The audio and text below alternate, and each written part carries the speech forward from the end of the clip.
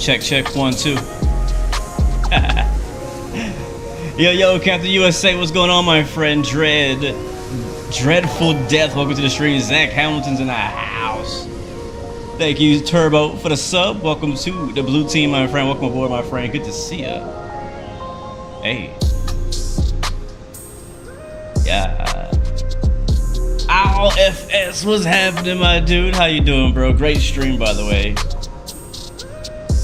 Was glad I was able to check you out. You and Mr. Mickety Mike. Was legit a really good stream. Hey, Via team, welcome to the stream. Good to see you as well. How are you doing, my friend? Hello, hello. Army Luke. All right, guys, I got something to do. Let's get started. Let's go send it, no delay. Oh, that's not the right camera, but hey, how you doing? What is going on, beautiful people? Up close and personal, welcome back. What is going on, beautiful people? Welcome back, it's your boy Blue. And we are back on Microsoft Flight Simulator. This, my friends, is a brand new, old Learjet 35.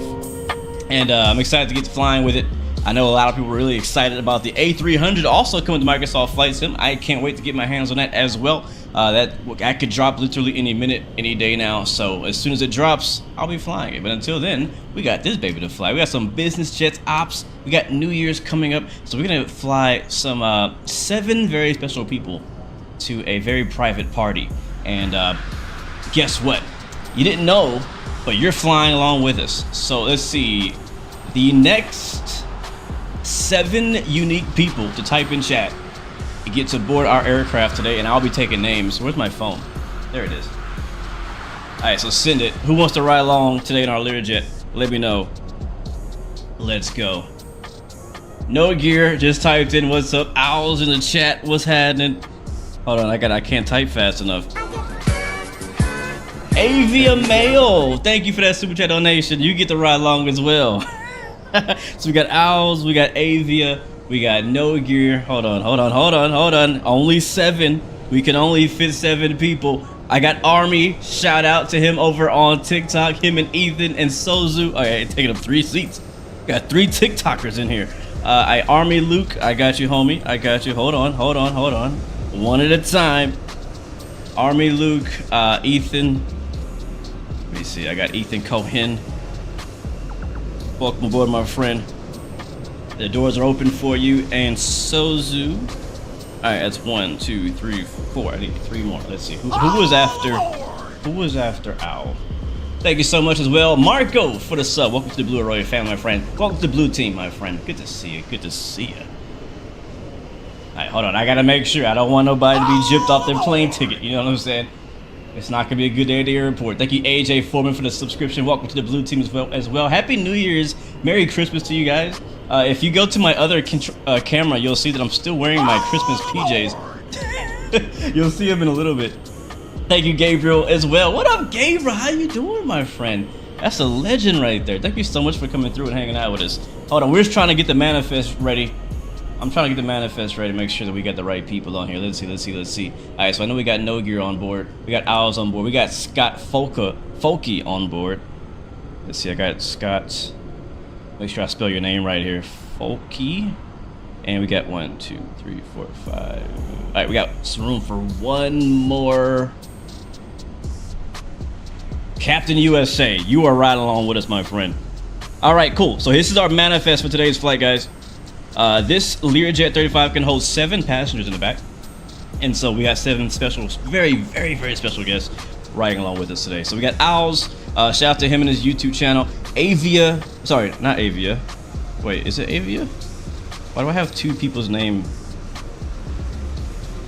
Alright, we're gonna put Avia in. No Gear has rode with me before.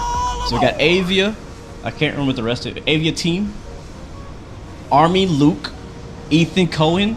Sozu, Scott Folky, and Captain USA are riding on our flight today. I'm gonna keep you guys' name handy for when I need it later, when I shout you guys out again. But all right, let's get it. All right, so real quick, let's do a quick walk around. Again, guys, this is a brand new Learjet 35 Alpha by Flysimware. It just came out on Christmas Day, I think. And it is public. You guys can go get it for yourselves. Link is down in the YouTube description if you're interested in this jet. If you're like me, I'm very interested in business jets. I absolutely love business jets, but there are so many business jets missing in Microsoft Flight Simulator. We got a few of the small ones, but I'm not a really big fan of the tiny jets, and the Learjet is not a big jet either.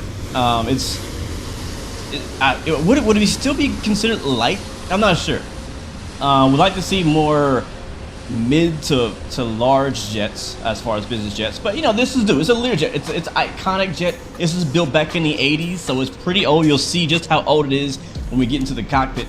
But we'll do our little walk around here. So we got the animating doors, you got the covers, you got the chocks, the pitot covers and all that. You can also put engine covers if you choose to. It has a GPU back there. You could also use the in-game Microsoft Flight Sim GPU if you choose.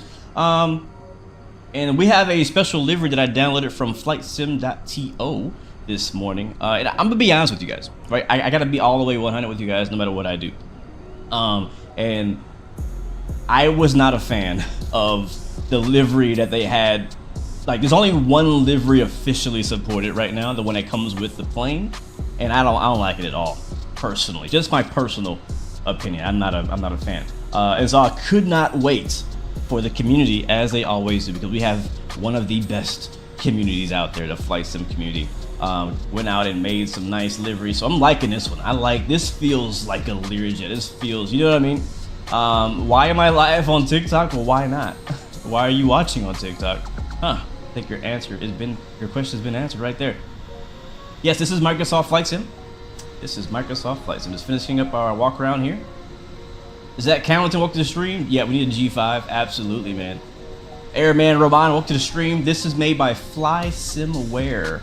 Matter of fact, this is actually a developer who I didn't realize that they had been around for so long. They've been around since the P3D days, because this aircraft, actually no, this goes farther. This aircraft was originally released back on FSX.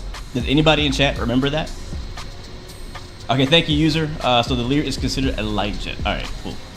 But yeah, so this was made back in FSX days, but it's being completely rebuilt for Microsoft Flight Sim. Every day. Thank you so much, Avia Mail, for the super chat donation right there. Thank you so much. I really do appreciate it, guys. So today, guys, let's get to it. So this is, again, if you're just joining us, we are Microsoft Flight Sim. This is the Flysimware. Is it Flysimware? Am I saying that right? Is that the right people? Let me check. I won't be calling out the wrong freaking developers. They work real hard for this. Hold on, give me a second. What's the name? What's their name? Yeah, Flysimware. That's what it's called. Again, link is in the YouTube description, so go to YouTube to check it out. We are in Denver, Colorado currently at Signature. As you can see, the Denver terminal back there behind us. At Signature, we have a flight about an hour long going to Provo over near Salt Lake City, just south, I believe, of Salt Lake City. So expect a very scenic flight depending on what the clouds do. It's a bit overcast out here, typical, you know, winter weather and whatnot. So David, you said you absolutely flew it back on FSX. That's pretty cool, man, and you loved it.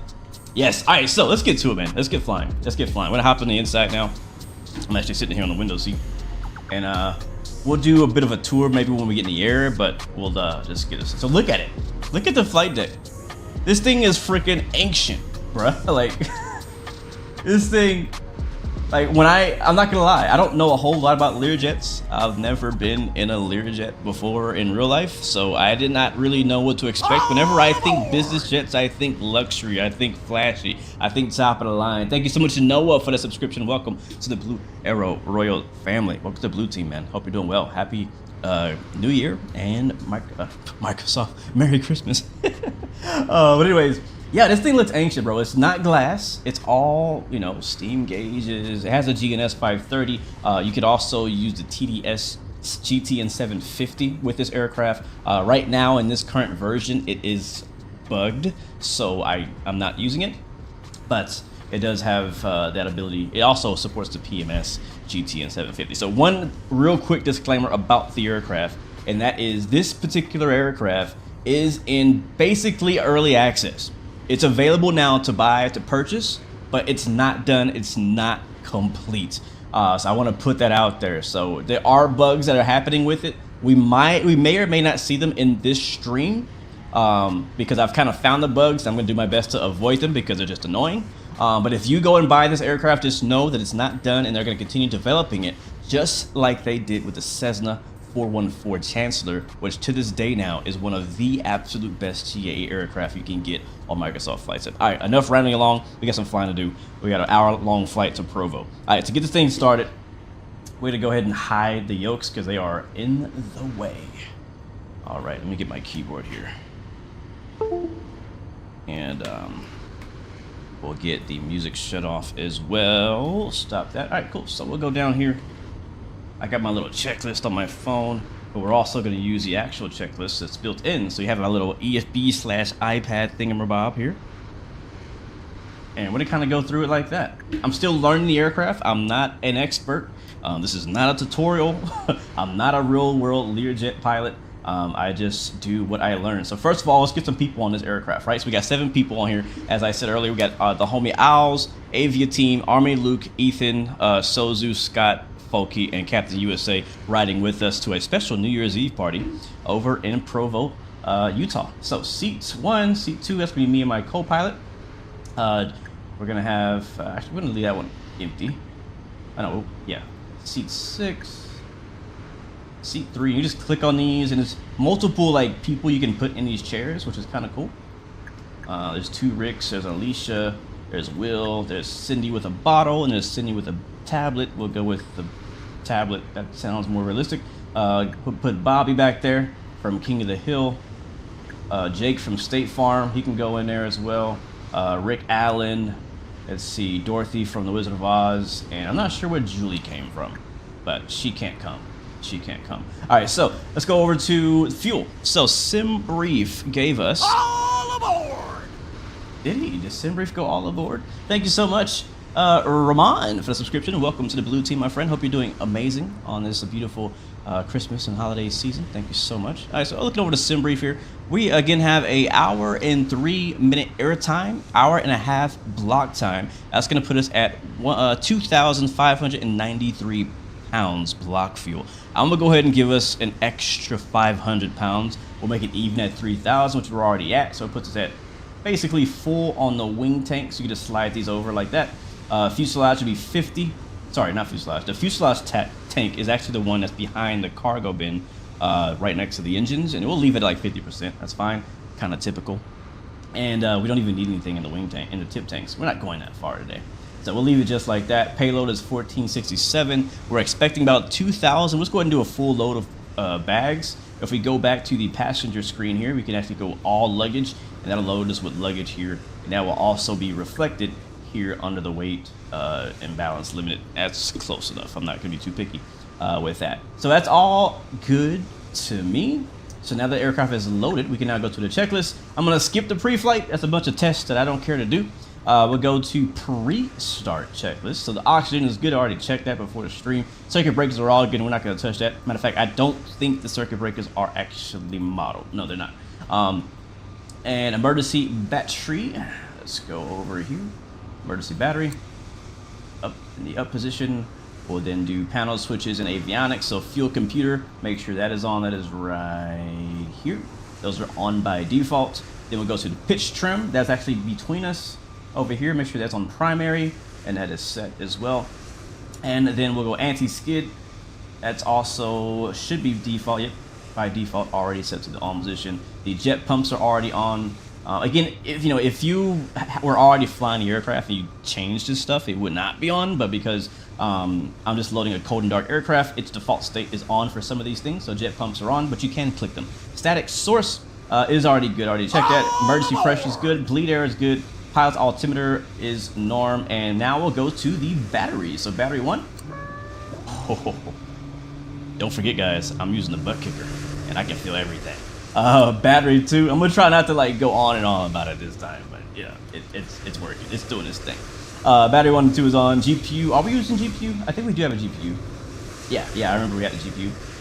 Let's get the sound turned out a little bit on the outside. A little loud. That door is open. So that's good. All right, so GPU's on. Inverters now. We'll get the inverters on. Inverter 1 and primary and secondary inverter. Then we go to emergency lights. There's a good system pressure, hydraulic pressure. We can check that right over here. That is set. I gotta say, Flysimware does a really good job in their aircraft. This is my second aircraft by them. I didn't use them back in FSX or P3D, but it's pretty freaking dope on here. Right, annunciator lights. So there's an annunciator light test you can do by pressing the button here. I'm not gonna do it. There's a bug that causes horrible audio things to happen, so we're not gonna press it. Thank God I did a test flight before the stream, or we would not have a lot of fun. Hydraulic pump off, annunciator lights test, warning system, ice detect lights, gear warning, fire detection. Start one engine if GPU is not utilized. It is utilized, so we're not going to start an engine. Cabin altitude, we can test that, stick pusher, all that. So to do that, you can actually go right here. And I'm actually going to move my throttle back and put it into the idle position. Come on, idle. Go into idle, please. This button, there it is. There it is. Now it's an idle. Cool. So all the warnings are right here, so you can like rotate this to like cabin alt, hit test, and you should hear that warning sound. Same thing with the rest, fire detection and things like that. So we're not gonna worry about it. It's good. It's a brand new jet, straight from the 80s. What's next? Stall warn system, left and right test. We've done that. Press station. Temperature controls, so we'll go over here. Cabin air is off. Cabin controller, we'll set our cruise altitude, which is actually 47,000 feet today. We are cruising at 47,000 freaking feet. This is why I love business jets. I love cruising that darn high. So let's go ahead and screw this. Sorry guys if I'm not seeing your message in the chat. I want to get the aircraft going, and then once we kind of get airborne and less busy, I'll be able to answer a bit more, but I do apologize if I'm not answering your question right now. So we're gonna scroll this till we get to 47. There's 46, and 47 is gonna be right around there. Captain USA currently flying from MCO to Princess Juliana. Great flight, great flight. All right, let's see. So that's good. Rate selector is good. Trim system, secondary pitch is good. Good. Aileron rudder, good. Takeoff trim, let's do that. So this is actually a tricky thing. So if you do own this aircraft, the way I do it is I don't, so, okay, let's just say this. The way I do it is before you turn on the autopilot here, like during your startup, go ahead and set your trim. Your trims are right here. This is your takeoff trim. This is your aileron trim, your rudder trim. I'm just gonna use my trim wheel to trim up. You could also manually hit this button right here, which is your trim button. And get into this little triangle, and that's basically your takeoff range. So that's good. Because I had an issue with this because I tried turning the autopilot thingy on and it wouldn't move. There's a way to get it to move, but again, I'm not an expert at this plane, so that's just the way that I do it. Let's get our GNS 530. Oh, there we go. All right, what's next? So we've done takeoff trim, autopilot monitor, yaw dampers. We don't turn those on yet. Fuel counter, fuel quantities. We can check our fuel. Our fuel is right over here. It's showing about 3,000-ish. I think that's what we needed 2,500. We have 3,000 pounds right here in our fuel quantity. That's good. And then we'll go over to cross flow valve, which is also right over there, right next to the fuel, I believe. Yep, cross flow valves right there, and it's closed. You leave that closed pretty much all the time, I think. Yeah. Fuel jettison, don't need to worry about that. Drag chute, don't worry about that. Takeoff data, I actually don't know the V speeds. To be honest, I don't know. I just kind of take off when the plane wants to take off. So wish me luck. They don't have an official manual for this yet. Again, it's early access. So Sammy Boy says Learjets are your fave. Cool, man. That's pretty sweet. All right, cabin door. Let's go and shut that door so we get the engine started. So, oh, hey, hello, people. What up, Captain USA? Owls, my peeps in the back. All right, we'll go ahead and shut the door. We'll do the bottom first. We'll click right over here to the right there. That will raise the steps for the door. And then we'll go to the top here and we'll close the top of the door as well. You're getting a little bit quieter now that we no longer have all that exterior noise happening. And then we'll go ahead and click right there. That'll suck the door closed. And then we can close that. That's it, I think. I think we have to hit it twice, actually. Let me see. Is it one time? I think it's once, yeah, because there's a door light and door light's gone. So we'll check. It'll come back on later. There's also a door light here, step lights and stuff like that, and the cabin lights right here as well, which is pretty darn nice. And one thing we also have to do is on my planes, I don't believe in having windows closed because I absolutely hate that when I'm flying commercial. Like, how dare you close a window when we're departing New York City? I want to see New York City. So open all the window shades, get some light in here. It really is like a big, it's a big pet peeve of mine when I'm flying and I'm not on the window seat and it's closed. So thank you so much, Lord Janus. I hope I said that right. But welcome, my friend. Thank you so much for that sub. I really do appreciate it, man. Merry Christmas to you. All right, that's good. All right, what's next? Cabin doors closed. Fuel computers are on. Air conditioning is off. Oxy off. Batteries are on. Inverters on. Parking brake set. Hydraulic pump is off. Beacon light on the right side is on. We'll get the nav light on as well. You can actually look out there and see the nav and beacon on. If we go to the outside, they actually have a pretty cool way of having the beacon light. You can actually see it rotating, which is pretty sweet. Pretty darn sweet. That's you in the shade, Scott. Sweet, sweet, man. Good. Glad to know which one is you. All right, beacon lights on. Thrust levers are indeed cut off. We just checked that. Now we can go and start the engine. So it's pretty easy to start the engines. All you literally do is you hit this button right here in the start. Turn it up. The sounds are a bit low in this version. There's a new version coming out with much louder engine sounds, but again, work in progress. All right, waiting for 17% here on the turbine. And we'll move up left engine into the idle position. And see if we hear anything outside.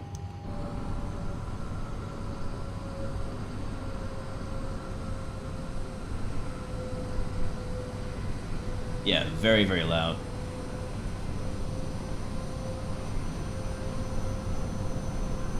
Or quiet, I should say. Very, very quiet.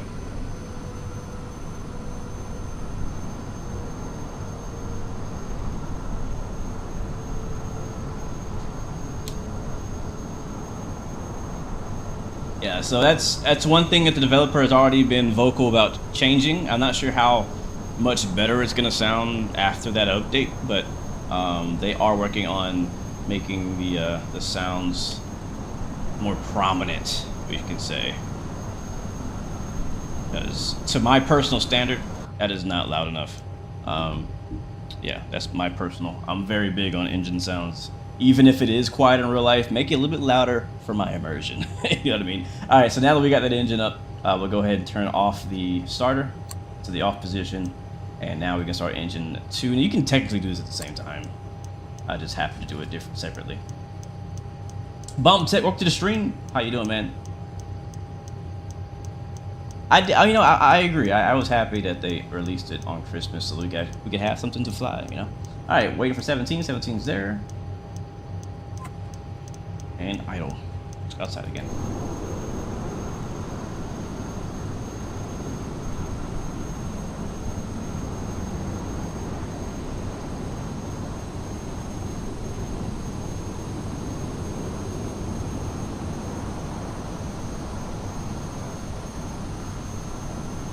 All right, again, not very loud on the engine sounds, very anticlimactic, to be honest.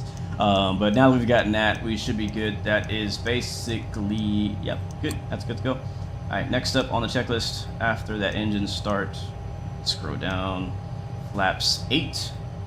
We'll do flaps 8 for takeoff today. That does have a nice sound to it, though. All right, flaps 8, hydraulic pressure check. I know it's fine. GPU disconnect.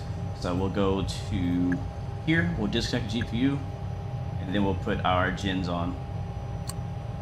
Alright, Gen 1 and Gen 2, left and right, are now on. Back to the checklist. We don't always do checklists, but I like to kind of do them when I'm learning the aircraft so that, you know, I can do it by memory next time. Alright, that's all good. Starters and disengaged. Let's go to before taxi checklist. Avionics. Oh yeah, we gotta do that too. On. Radar, standby. Radar's over here. It's already in standby. Circuit breakers are in. Coffee and oven, if installed. Do we have a coffee oven? Is there an oven back there? Is there an oven back here? Is that an Easter egg? Okay, these don't open. How would you even open this if the door is in the way? Okay, it doesn't open. Confirmed, does not open. All right, fuel control, governor, check windshield heat. Don't need that. Lights as required. We already have everything on as needed for the moment. Anti-skid is already on. Passenger briefing. All right, briefing, guys. Ladies and welcome aboard this Learjet 35. We are flying direct from Denver, Colorado to Provo, over just next to Salt Lake City, Utah. For departure here out of Denver, we are expecting a runway 08.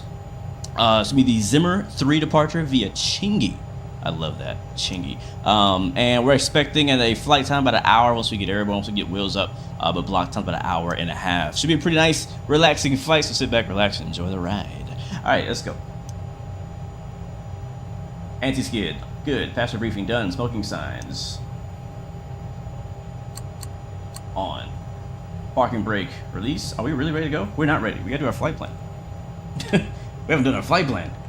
That's not in the checklist for some reason. All right, so flight plan. We have a boring old GNS 530. Again, this plane will support the TDS GTN 750 and the PMS, and it already kind of does, but it's very buggy. So that's why I'm not using it. So we again are in Denver. I'm going to go and click procedure and departure, enter.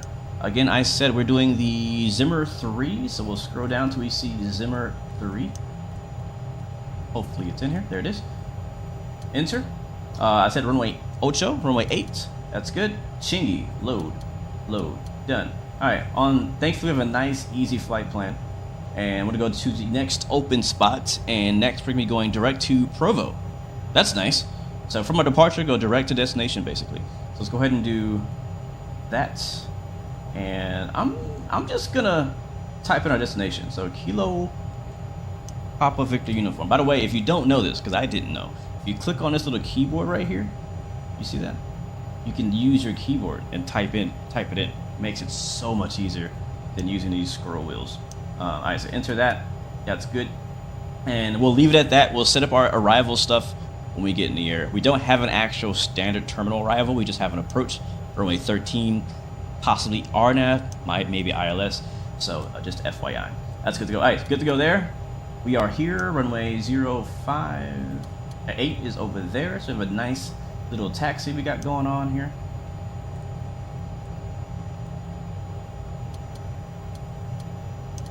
Alright, that's good to go. Alright, stand by on that.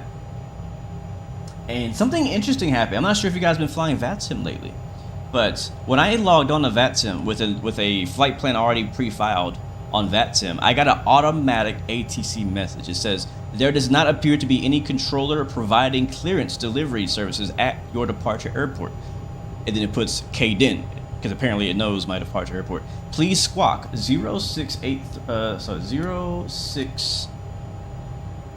where is it at? I lost it.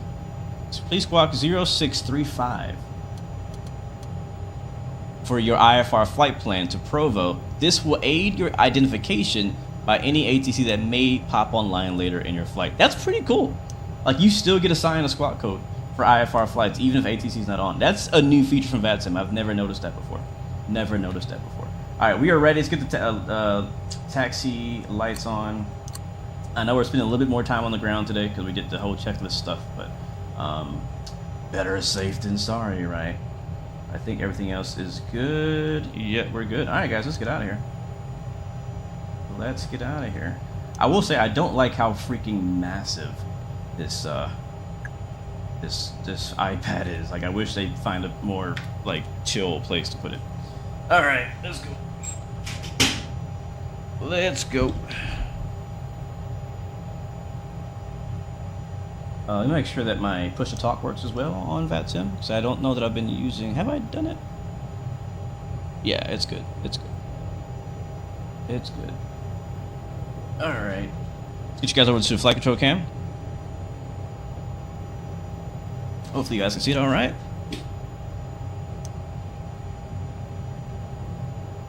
Oh, that thing happened. Hold on. Hold on, guys. Sorry about that.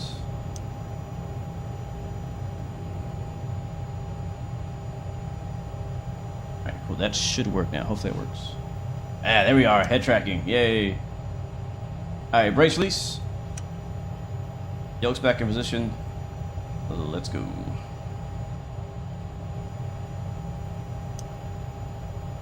Alright, we're just gonna ignore these guys ahead of us. They don't exist. They're all a figment of your imagination. Oh, one thing we forgot, guys, because guess what? I can't turn. Moving my rotor pedals and I can't turn. And the reason why is because we forgot to turn on the steering. And to do that is down here. It's called steer lock. Click on that one time. And now we should be able to steer the aircraft. I always forget to press that. I don't know why that's not on the checklist. That's very important. STO, welcome aboard, my friend. Oh, look at that Prime Air 767 ahead of us. Oh, that's cool. We're probably going to follow him. This is the Learjet 35 Alpha. How do we get out of here? That way. Captain USA, you're the flight attendant. Cool, man. RJ Luke, new to the channel. Welcome aboard, my friend. I hope you're doing very, very well. And again, Happy New Year. Merry Christmas to you, man. Hopefully you're having a great time, spending some time with your family, getting some gaming in. I know a lot of people are on vacation right now and finally getting a chance to do some gaming, some flight sim, or whatever you're into. But welcome, welcome, bro. How are you guys doing? Seriously, how has your week been so far? Look at that beautiful Prime Air 760. Is that a 7? Yeah, that's a 767. Caution, wake turbulence. Alright, we're clear right. Again, we're departing runway 08. Let's go ahead and make our call. Denver traffic. Learjet 16 Bravo, taxiing runway 08. Denver. You know what? I'm not even the right frequency. Let's go ahead and fix that.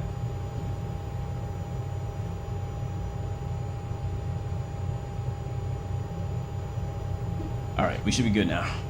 Alright, let's call again. Denver traffic, Learjet 16 Bravo, taxiing the runway 08, Denver.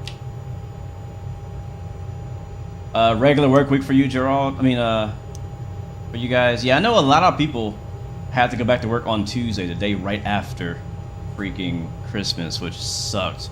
I am one of those people as well. I don't like how Christmas landed, like day-wise this year. Like it landed on a Monday, so it gives you a Monday off, but then like it's like, all right, back to work on Tuesday, and then you work the entire week until New Year's, basically. So it's a really weird Christmas week, but oh, that's not good. Hold on. Reset. Reset.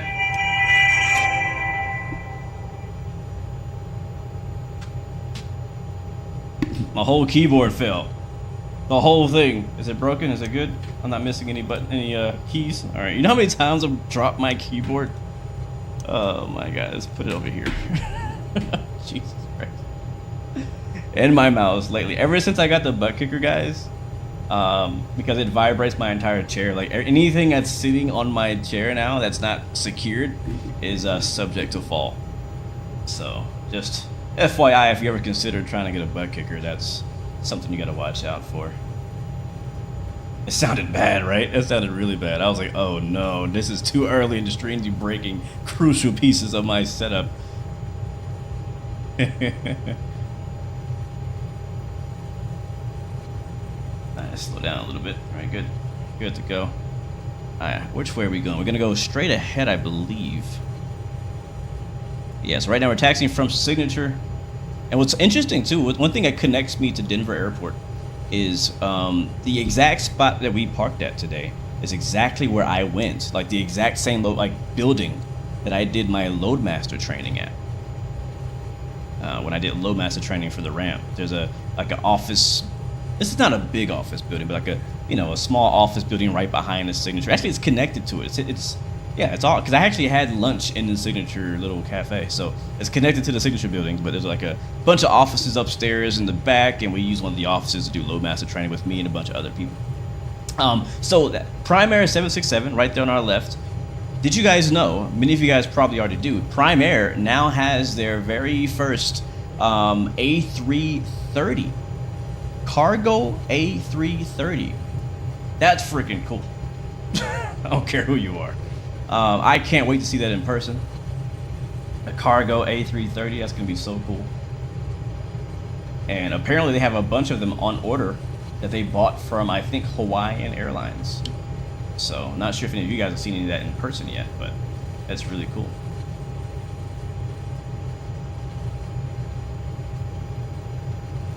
Uh-oh, is something going on with the stream? Whoa, what the heck? You know what? It's wow, thank you guys for calling it out. Sorry about that. I think when I dropped my my keyboard, it pressed a button. All aboard! Yeah, it pressed a button. Thank you for subscribing, even though we were on the black screen. Thank you, Magic. Thank you so much. Appreciate you. Welcome to the blue team. But yeah, I think because I dropped my keyboard, like some kind of like button mapping changed it. I don't know.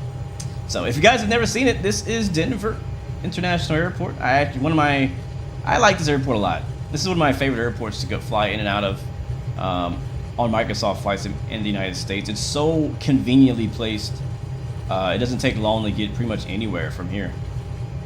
It connects very well to the West Coast. It connects very well to even the Midwest and the East Coast. So a very well placed airport. Pretty cool, very unique in design and style and size. We are actually already a mile high because of the elevation out here as well. RJ, Luke, am I a real pilot? I am a real pilot in training. So no, I am not a real pilot. But I am working towards trying to get my private pilot. I'm very, very, very early stages. Look at that Southwest landing on our right. Oh, that's cool. Butter. What's up, oh Liam? Welcome to the stream, man. How are you doing, bro? How are you doing? All right, so it's a nice straight shot, very easy taxi to our runway of runway 08. But yeah, I like Denver a lot. It's a United hub. It's also who else hubs? Frontier is also a hub here in Denver. I'm not sure who else is based out of here. I know Southwest has a lot of flights. I don't know if they consider it a hub though. Another Southwest coming in. It is busy today. Yep, I am on Volanta, so pretty cool, man. Tracking me. Hopefully we make it to where we're going. Do I work for Amazon? I do not. Might be a kind of cool job though. It might be a kind of cool job. Am I missing anything here in the cockpit before we get to our runway here? Thank you so much for that sub as well, my friend. Welcome on board. Hope you're doing well. And welcome to the blue team, man. Enjoy the flight. You guys stay comfortable back there. Make sure you strap in. I'll tell you what, this aircraft is a handful. Yes. This aircraft is a handful. It's fun to fly, but it is... Oh, what is going on over here? There's a 747 flying in formation. Is that British Airways? What is that? What are you doing? He's gonna die. He's gonna crash. He's dead. Disappeared. What? The things you see in multiplayer. Yes, thank you everybody for your support today. Again, Happy New Year's to you. I hope you're having an amazing week so far. If you're just joining in, we're flying the Learjet 35 Alpha by Flysimware. If you want to check it out for yourself, it is already available and public. It's in early access, but it's available in public. Link is down in the YouTube description. So feel free to check it out for yourself. But we are in Denver, headed for Provo, and runway should be right in front of us. And then we'll do our before takeoff checklist. So we're on Vatsim, but I also have Microsoft's multiplayer turned on as well. So you may see some random nonsense happen. What is that? Is that an ops truck? Yeah, it's an ops truck just sitting there. Never noticed that before. And then over there is a Frontier hangar. I used to work for Frontier. That's why I know a bit more than most people know about Frontier. It still sucks to fly Frontier, I'll be honest. Everyone who works at Frontier knows how bad it is to fly with Frontier. Alright, runway 8, we're gonna hold short. Denver traffic, Learjet 16 Bravo, holding short, runway 8, Denver. Alright, Southwest is on the way out. Look at that windsock. Oh my god. Yeah, I think that... Citation 2 Tango X-ray, 4 mile final, runway 35 left. Oh, we had a citation flying in. That's cool. Alright, set the brake for a second while we do our while we do our pre-departure checklist. So taxi before takeoff, so brakes and steering checked. Actually, let's do that. That's very important. All right, free and correct. Thrust reversers checked and stowed. Flight controls have been checked. Takeoff data, we don't have that. Engine instruments are all checked. Voltmeters, radar, spoilers are retracted. Flaps are set for 8. Trims are set pre and light out. Pressurization is set. Cabin air is on. Cabin temp controls are set. The anti-ice systems are checked as required. Electrical heating, windshield if required. We'll set it just it's a little cold. It's a little cold. Crew takeoff briefing. We've already done that for the passengers, and they're the same people as the crew. Taxi and before checklist complete. Runway lineup. Parking brake release transponder on. All right. Thrust reversers armed. That's right here.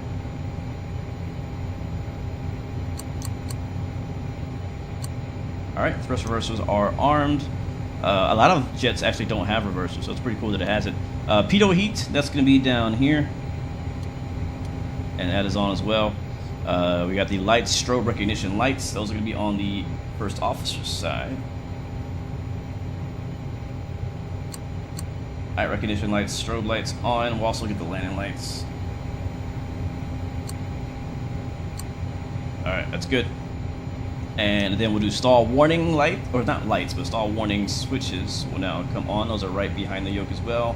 I feel like everything is inconveniently behind the yoke. It's probably not too bad when you're sitting in the cockpit, but for like flight sim, it's like everything it just sucks where everything is at. Ignition switches left and right. Those are on, and annunciator panel normal. All right, cool, guys. We are good for takeoff. And we'll go ahead and hide that because it's definitely in the way. Let's do it, guys. Let me get some airplane emojis in the chat if you guys are ready for liftoff. Right, Shalise? Let's do it. Alright, final is clear. Denver traffic, Learjet 16 Bravo. Lining up runway 8, departing to the west. Denver.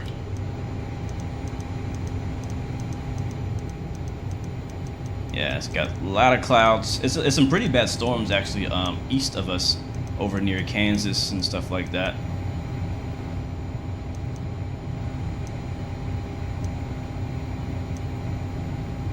Got plenty of runway here in Denver, so we should be just fine.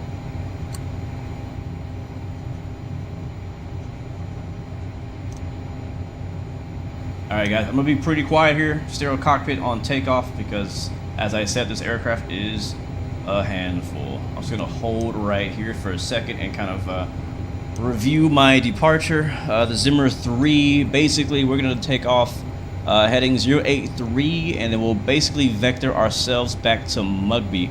We'll do a left turn out of here, basically a 180, and then we'll go direct. So that's what we'll do. Fairly simple and easy departure here. All right, let's get it.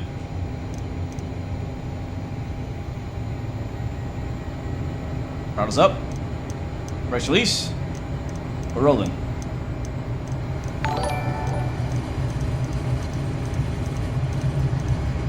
A lot of right rudder. Man, that freaking wind. Alright, airspeed's alive. 80 knots. V1. Rotate. Just a little bit. There we go. We're up. We're up. And positive rate.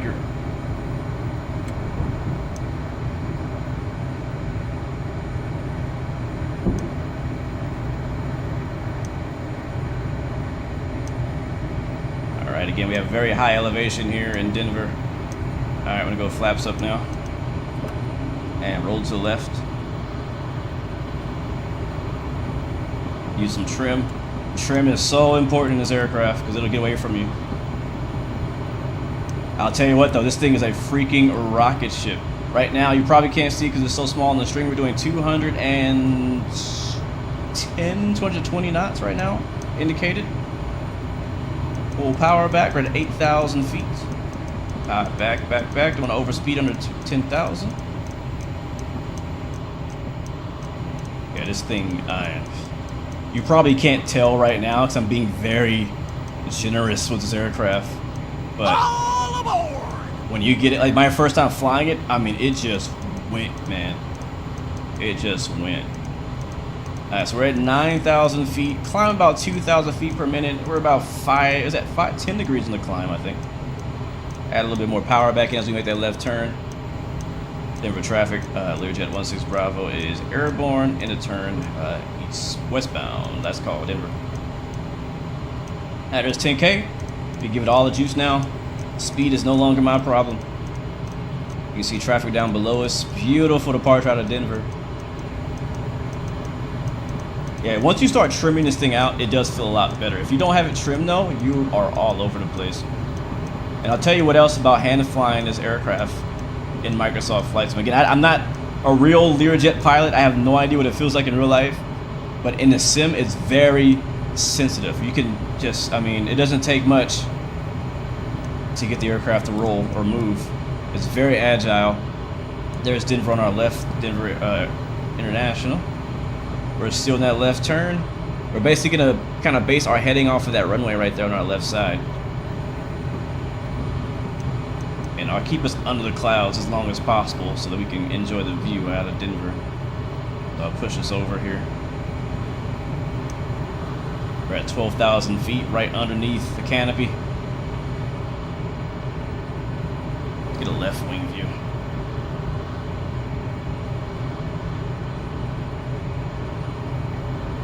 I kind of like the wing views in this aircraft. I feel like there's big balloons at the end of the wings. Bro, we're moving. We're doing 350 right now at 13,000. All right, we'll let it climb. Trim. Let's go into our TNS here for a second. And we'll go flight plan, push. Let's go to Ralphie, I guess. No, we'll go to Rapids. And direct enter. Alright, we're good. We're going the right direction. Alright, we're in the soup. And since we're in the soup, we'll go ahead and get the autopilot set up then. Trim is pretty nice. So one thing is really weird. Like, again, this aircraft is a handful, and it's kind of weird to fly.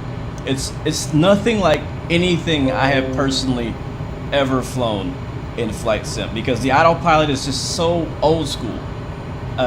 Yeah, if you don't like working a little bit, you're not gonna like this plane. There's no VNAV. There's no auto throttle. None of that. So, and that's just how it is. So we are, in order to get the vertical speed to work, we have to legit pitch the aircraft to the vertical speed we want to hold. So right now our aircraft is showing 1,000 feet per minute and going down. I'll pull back on the stick a little bit. Because I know we have so much power in this aircraft, I'm gonna go for like 2,500, 3,000 or so, at least initially. Okay, right around there. All right, let's get autopilot on. So move this guy out of the way. So autopilot switch activates the autopilot, not the actual engage, but it doesn't engage it, but it activates the system as we break out of these clouds. Beautiful view, loving this. I love cloud surfing. All right, so we're gonna do about 3,000 initially here. So pull back. I'm physically pulling back on the yoke here, and I want to get it right around 3,000. Oh shoot! You know what we didn't do? We didn't set an altitude. Yeah, all right, we gotta wait a little bit then. Your altitude selector is right here, so I'm gonna hold that for a little while until we get to 47,000 feet. So give me a second. I completely forgot to do that. So I'm just gonna hand fly it, or instrument hand fly it until we get there. Let's go to the left for a bit off the magenta line right now. I wonder if there's a way to get the flight director up when the autopilot is not on. I actually don't know. Look at that, passing 18,000 already, man. This thing is moving. We're passing 19,000, doing 350. I'm telling you, this thing's a rocket ship, bro. It's crazy. All right, up.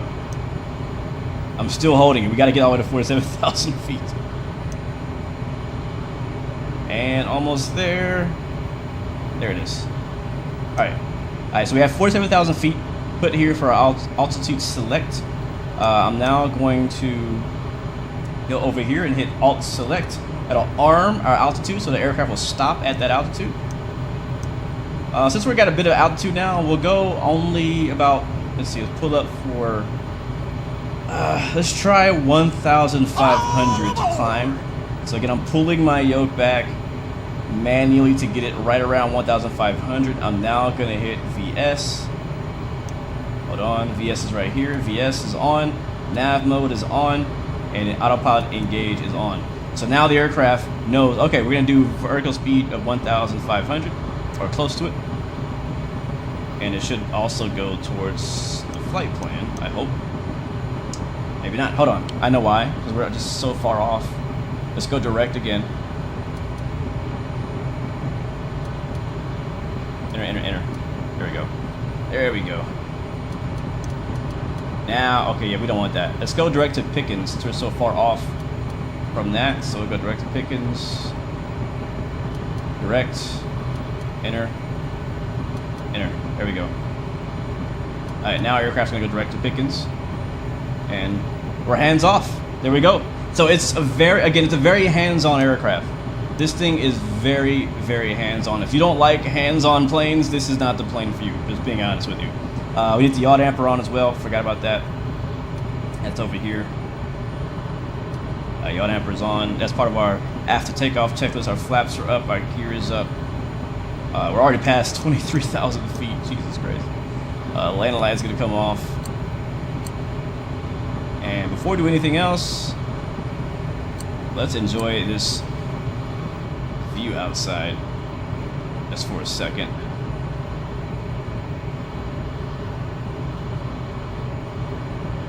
I forgot the standby power switch. Did I? I did? We'll check it. We're in the air, so I guess it wasn't crucial. But when I get back in the cockpit, I'll make sure it's on. Thank you, though, for a reminder. I'm just now seeing that. All right, here we go.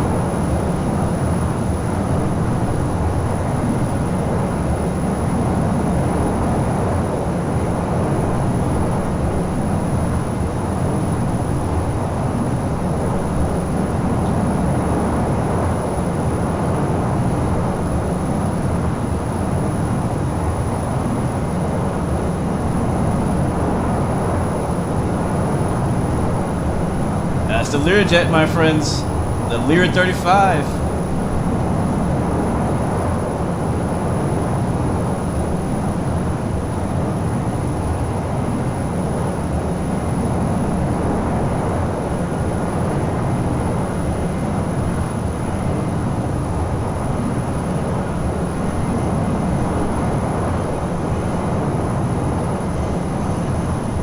I'm a little nervous because this thing will kill you. Are we all right? I'm telling you, this plane is so hands-on. I don't trust being out of the cockpit for too long.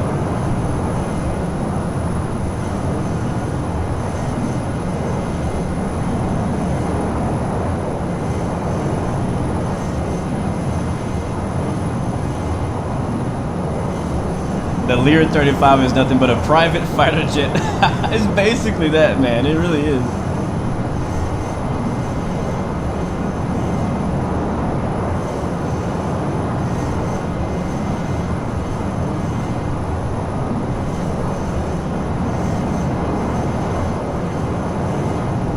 We got some snow down below us as we're flying over the Colorado Rockies now, guys.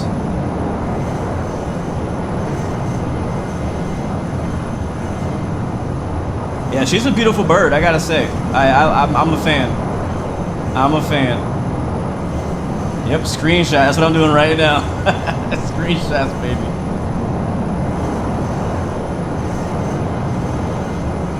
All we need is some like cinematic music.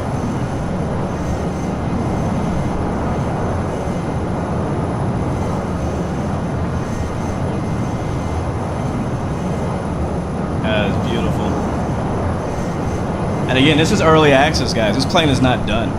Like, they're gonna go back and rework the textures and all kind of stuff. So I can't wait to see what this looks like when it's done. that beautiful view.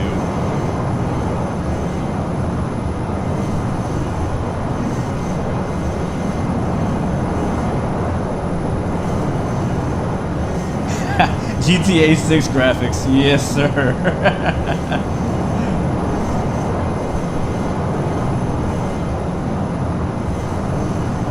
Look at that, man.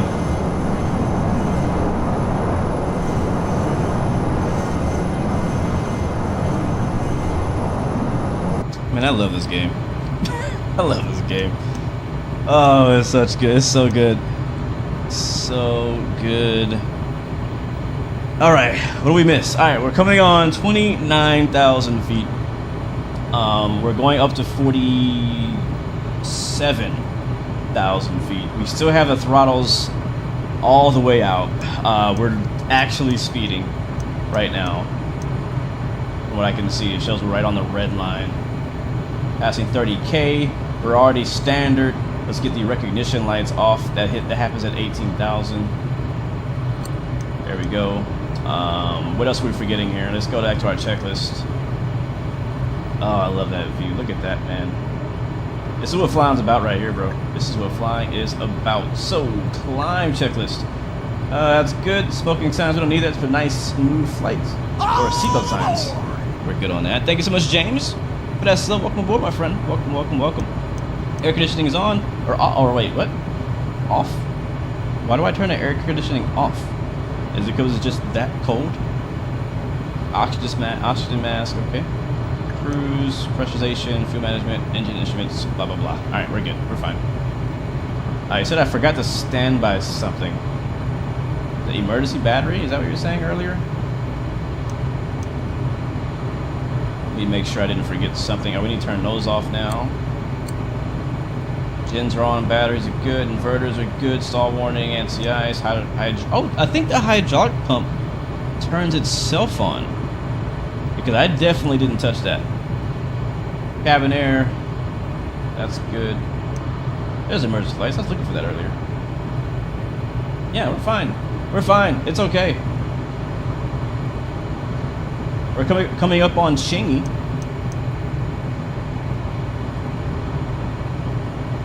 Sweet. So the tricky part for me is figuring out how to make adjustments to the vertical profile while autopilot is on. I don't actually understand how that works in the Learjet, because you have to manually move the aircraft to like where you want it. You know what I mean? Like if I want 500 feet per minute right now, I would have to literally turn off vertical speed, push my yoke forward until I get to 0.5 or 500 feet per minute, and then I set vertical speed again. What I've been thinking about doing is using IAS mode, which is probably what I may do for our descent. But anyways, we're passing 33,000 feet for 47,000 feet, coming up on, we just passed Chingy. We are 32 minutes away from Provo, 241 miles. So let's go ahead and go into our flight plan real quick so we can enjoy the view a little later. We'll go to procedure, select approach. Alright, PVU, I believe we are expecting 13. We will do the ILS. I want to test to see if the ILS works, so that's why I'm doing the ILS. Or else I probably would do the RNAV today. We'll bring the sounds down a little bit. What is our transition? What was our transition? Transition is FFU, Foxtrot Uniform. Enter that. Low, do not activate. Hit yes. Oh, actually, technically we can activate that. Yeah, activate that because that's our next waypoint. So let's go ahead and go procedure, activate, approach, and that should now send us direct to FFU instead of Provo, so that way we don't have to overfly the airport. We still will overfly the airport, but we don't have to now. Alright, now this over here I believe is just a terrain radar right now, I think. But you don't see much in it. Sometimes you'll see some terrain, sometimes you don't. Alright, that's good to go. Alright, we're good. Oh wait, one more thing.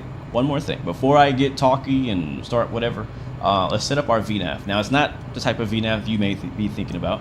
It's more of a manual VNAV. It's basically just kind of giving us a suggestion of what to do. So if I look at my chart for ILS 13, We want to be at about 9,000. Yeah, 9,000 at FFU. So let's push the cursor in. We'll hit the little wheel, big wheel, little wheel to 9,000. And we'll hit enter. We'll scroll over to target position. So 4 miles before FFU. We want to be at 9,000. Yeah, that's what it works. And then for our profile, our vertical speed profile, we're gonna go do a nice comfortable descent of about 1,500. We'll hit enter on that as well. Now it tells us, hey, now you begin your descent in 13 minutes from now. Based on our altitude, it's probably gonna keep going down. It's a very short flight. It's only an hour long. We'll probably get to 47,000 feet and come right back down. So that's good to go there. So let's keep an eye on that. And we are now good. How are you guys doing, chat? Let's take a look at the window view. Oh, look at that. Somebody come look at this. On IAS mode, you just turn the knob on the speedometer to adjust your climb. Oh, I'm definitely doing that, Jefferson. That sounds way easier. When does a Learjet come out of early access? They said they don't have any kind of date. It's public now. We can now fly and enjoy what they have currently, but they don't have any date of when it comes out of early access. Again, the 414 that they released, the Chancellor 414 by the same group, it came out in early access. It was very bare, to be honest. Like, I bought it when it first came out, and I was like, this is just okay. And I stopped flying it for probably 6 months. I'm not even kidding. And I came back, and I was like, this is amazing. And they did a good job. They do a good job of continuing to update it. So I'm expecting the same with the Learjet. I think that when they kind of get closer to the, the finished product, I think it's going to be a way different jet, way better jet. But plain dude, this is the Learjet 35A. Bro, that's what we do around here, man. We make commercials. We make aviation commercials in stream live. When I do train sim, we do train sim commercials in stream live. Just kidding. But nah, yeah, legit, like Learjet or whoever the heck owns Learjet now should hire me to make a Learjet commercial. I'll be down. Hit my email. I got you. This is beautiful though, man. Look at that. Look at that. But yeah, man, it's been a good week, man. I really enjoyed my Christmas weekend with the family. We actually had Christmas at my house for the first time ever. If you guys are not familiar, I actually just moved into this house we're in now. This is our first house me and my wife got. So it's a big deal moving into here. We've been here now for almost 2 years. But last year we went to, like, I think other families' house to celebrate Christmas. This year they came over here. So it's pretty cool. I kind of like having Christmas at your house because, when everything is over and you've eaten way too much food, you don't have to get back in the car and drive anywhere. You can just lay the heck down. So that's nice. The one good thing about not having, like, Christmas or holidays at your house is that you don't have to clean up or clean before and after, right? Man, look at this. This is freaking gorgeous. I'm sorry. Jesus Christ. This is a freaking picturesque plane.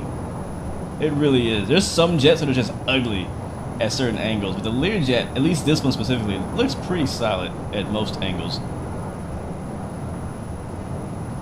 How far am I in my flight training? I have 1 official hour, and I've done ground school online. That's how far I am. I'm really hoping. I say this every year, I know, but it's gonna happen. It's gonna happen, guys. I haven't given up on the dream, but I'm really hoping that very, very, very, very, very soon I can actually start getting into the physical aircraft in logging hours and working towards getting my PPL. But just a matter of time, guys. It's not a if, it's a when. So I'm very proud of a friend of mine who lives out here in the area. He just started his flight training earlier this year. I had the opportunity to go watch him do his first solo, and he just, I think last week, got his instrument rating. So I was like super proud of him. He's like knocking it out fast, and he's a flight simmer. He started just like, you know, a lot of us in this stream. He was flight simming first, and he went for it. Look at that view.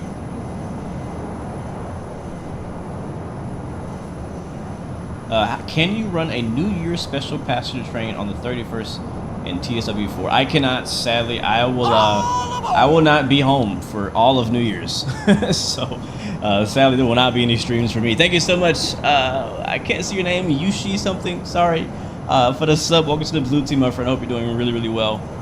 I hope you're doing really, really well. Welcome aboard. Good to see you. But yeah, I head out, I think Friday, and I'll be gone for the whole weekend and all that.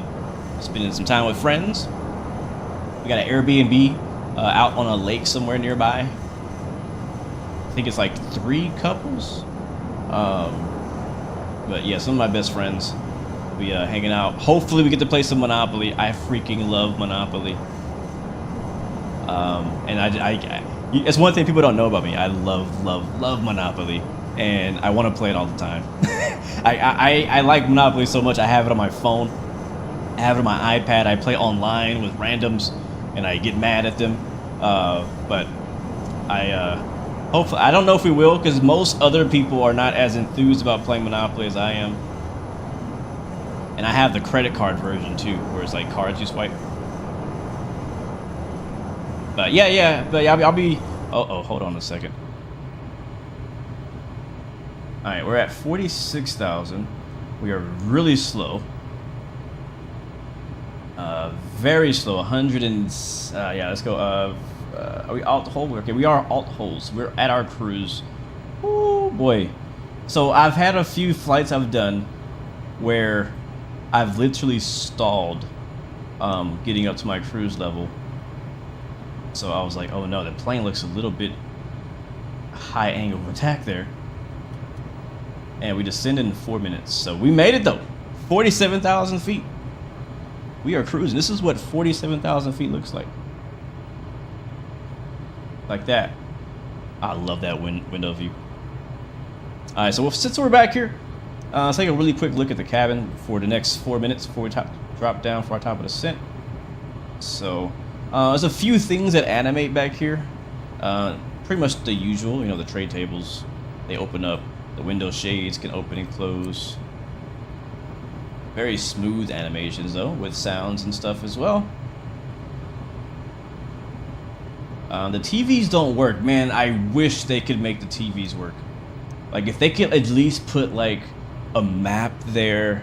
Have you guys flown the Challenger, the Hot Start Challenger 650 on X-Plane?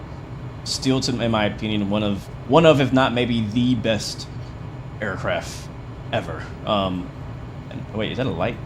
Oh, that works. That's cool. Anyways, it has like a interactive map in the back, so you can actually follow along your flight plan. While is those socks? Are those socks, or are those just white shoes? They're white shoes. Okay. But yeah, anyways, those are basically everything it animates. But it'd be cool if you could have some kind of like just flight info on there, like maybe sync it with the FMS or whatever. I don't know. I think that'd be pretty cool. Alright, our speed is coming back up now that we're level, so that's good. It worried me for a second. Thank you again, Yushin. That's how you say it. Alas, welcome to the stream. I hope you're doing well. Hi. Thank you. It is a very nice jet. I agree. And I can't wait for all the different liveries that are going to come out for this thing. The one in the watch is you. You keep changing who you are, you would say. You keep changing who you are. Thank you, Sean, for that subscription. Welcome aboard, my friend. Hope you're doing well. Hope you are doing well. How does the Learjet handle at 47,000 feet, but a Boeing or Airbus can't? You know, that's a great question. And I would like to know the answer to that as well. Because you don't see three A320s and 737s cruising at 47,000 feet. I think the highest they'll go is 38 or 39. But yeah, I don't know, man. That's a good question. You really only see business jets fly up this high. Like 41 up to 48, 49. How Anybody in chat know how high the what's that one plane that flies really high and fast? Crap, what's it called? Man, the G6, right? The one that we don't have in Flight Sim, really, that we all want. Yeah, you will see 747s fly pretty high.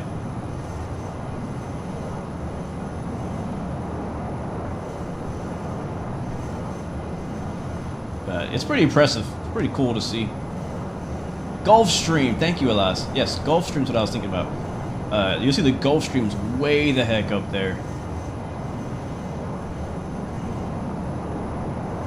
Man, what a view. Yeah, I would really, again, I'm a big business jet guy. I love business jets. I love, I love aviation in general, man. I love all different types of aircraft. But one of my favorite is business jets. Oh, what is that? What airport is that? In the mountains over there. And so I want to see more. I know we have a Phenom coming from Cockspur, the Phenom 100, which is a weird choice. That's my least favorite of all the Phenom jets, is the 100 variant. I know there's another Phenom coming from FSR. The same one I just made, the M500. It's gonna be great. I know it's gonna be good. I want to see some Challengers 650s and 350s come in. I want to see the Falcon 50 come to Microsoft Flight Sim.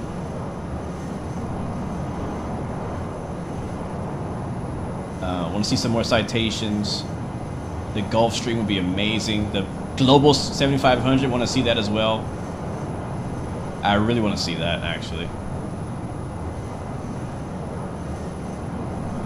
Man, I kind of wish this flight was longer. I'm not gonna lie, guys. I kind of wish this flight was longer. We got to descend now, and I'm kind of bummed about it. I'm kind of bummed about it. I really am. We're gonna change our descent rate to like 2,000. We already passed it.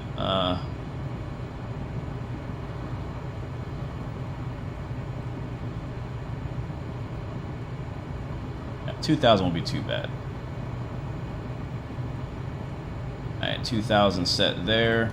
And now we got descent. So the way I'm gonna do this is, so you could either do the vertical speed method that I talked about earlier, guys, where you have to basically just move the yoke to the vertical speed you want, or I'm gonna try using IAS mode, which is gonna be speed mode, which will lock our speed at, it looks like 200 indicated. We are over speeding at Mach 0.812 or something like that.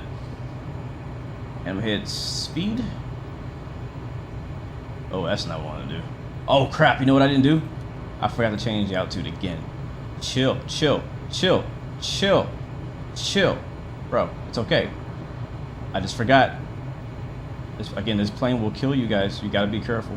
I want to get down to, I said 9,000. So I gotta scroll through this again. Jump scare. Jump scare and throttle back. Maybe someday you'll see me doing a fighter mission in an F-18.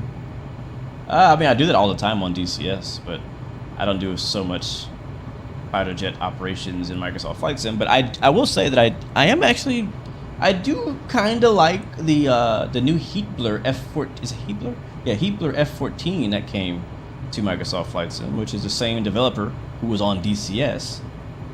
And it's obviously not as good, sadly, as the DCS version, but it's still pretty darn good. What is that beeping about? Is that cabin altitude? That's overspeed. It might be overspeed. Alright, let's try 9,000. We'll now hit speed. And we'll pull throttle back. And it should start descending. Oh wait, we gotta arm our altitude. Okay, there we go. Altitude is armed. And we want to kind of have a goal about 2,000.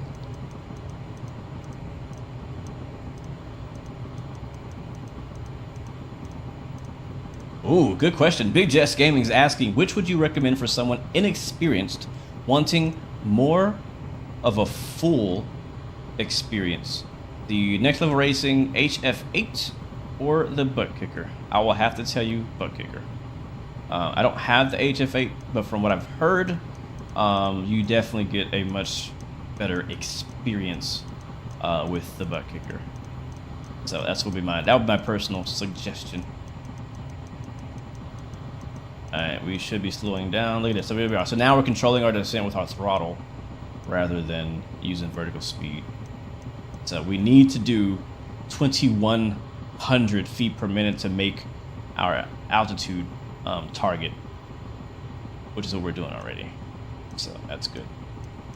Fuel check, 2,000 pounds. We're good. One thing I'm learning with flying this jet, I've done about 3-4 flights, I think, with it. I think this is my 4th flight. Is because you're cruising so high, you actually descend farther out than you kind of would expect to, especially if you're descending at like 1,500 feet per minute or so. Because you're so much higher, you got to descend like much earlier. All right, I think we're good. Right around there. We'll watch it, we'll monitor it, but we're descending down into Provo, Utah. What a gorgeous flight. Yeah, I should have chose a longer flight for this. We only have one flight planned for today's stream, guys.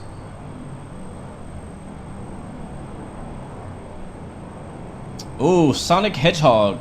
Do I like yokes or sticks? I like both.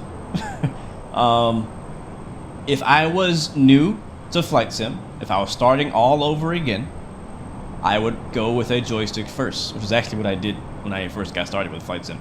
But yeah, I would start with a joystick first and then move on to a yoke later, even if you just start with a cheap joystick.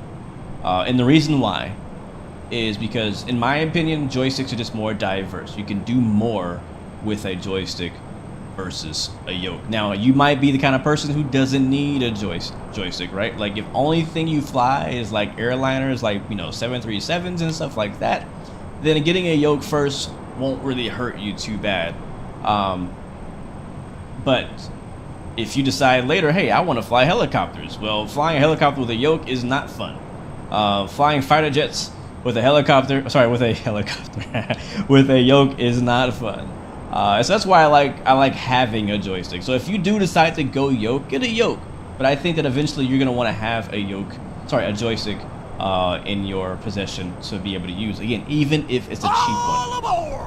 So again, start off with what you can afford. Thank you so much, Jacob, for the subscription, and welcome, my friend, to the blue team. Hope you're doing well. Currently cruising at 40-something thousand feet. We're not cruising, we're descending from 47,000 feet. And where are we right now, actually? Where are we? I'll give you guys a taste. So I think we just crossed over into Utah. We look at Velanta. Yeah. So we are now in Utah. And yeah, airport is straight ahead. We're flying straight there.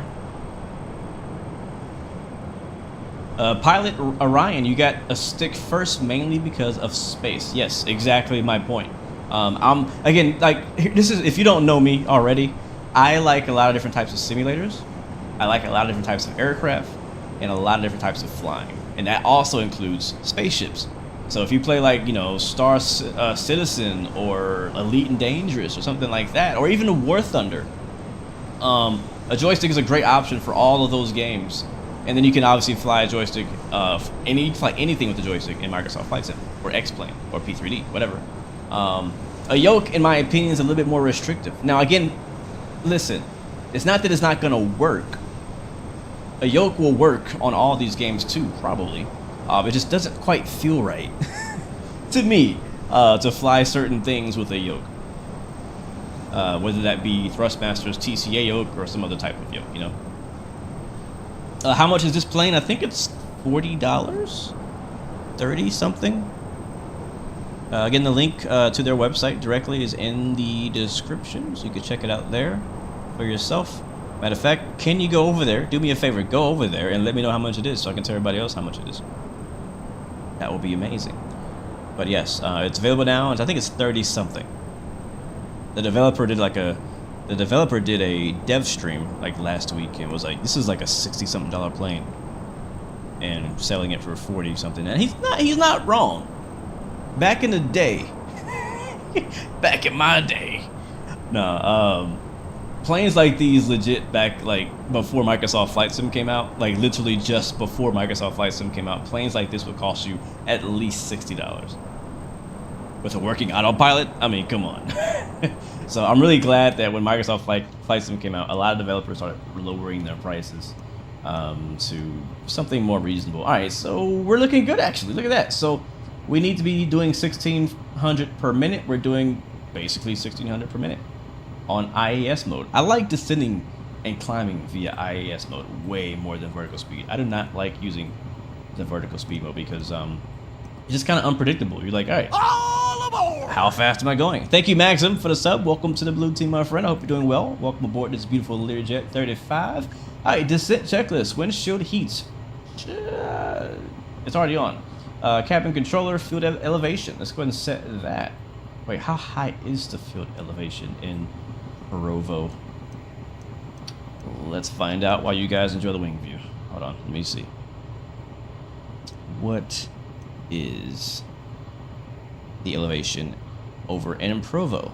By the way, we're flying to Kilo Papa Victory Uniform is where we're going. And airport elevation is 4,497. That is what it is. So I want to go down here in our cabin controller. Yeah, the Coronado planes back in P3D were expensive. I think every Coronado plane went for like 45. Even on X-plane, it was about the same as well. An X-plane to be 150. You know, I'm really worried about this flight factor 777, guys. I am very worried. All right, what did I say? 4,000? All right, we already passed it. I'm not sure if you guys saw the news about the flight factor 777 coming to X-plane. He kind of gave us a little update on the progress of it. He says it should come from 8 to 10 weeks. Personally, I will believe that when I see it. We've been waiting 4 something years, I'm not sure, forever for that plane to come out. Either way, he's doing a lot of extra stuff. Like the 777 for flight factor has the potential to probably be the most, how do I even say this? I won't say the most, like the best. I won't even say the most realistic, but like maybe the most complex. Maybe I don't know how to explain it. Maybe the most feature rich aircraft to ever come to any flight sim. It's gonna do all the stuff that you expect it to do, like the VNAV, the LNAV, the autopilot stuff. All the interior systems are gonna be mapped as they usually are in aircraft and X-plane. What is that thing? What is that? What is that? Hold on. Anyways, let me keep talking while I'm looking at this. But he's adding a lot of extra features to that aircraft that are not necessarily essential to flying. And I'm worried that that aircraft might be an $120 plane. What the heck is that? It honestly, it might be more complex than the Challenger. What is that, guys?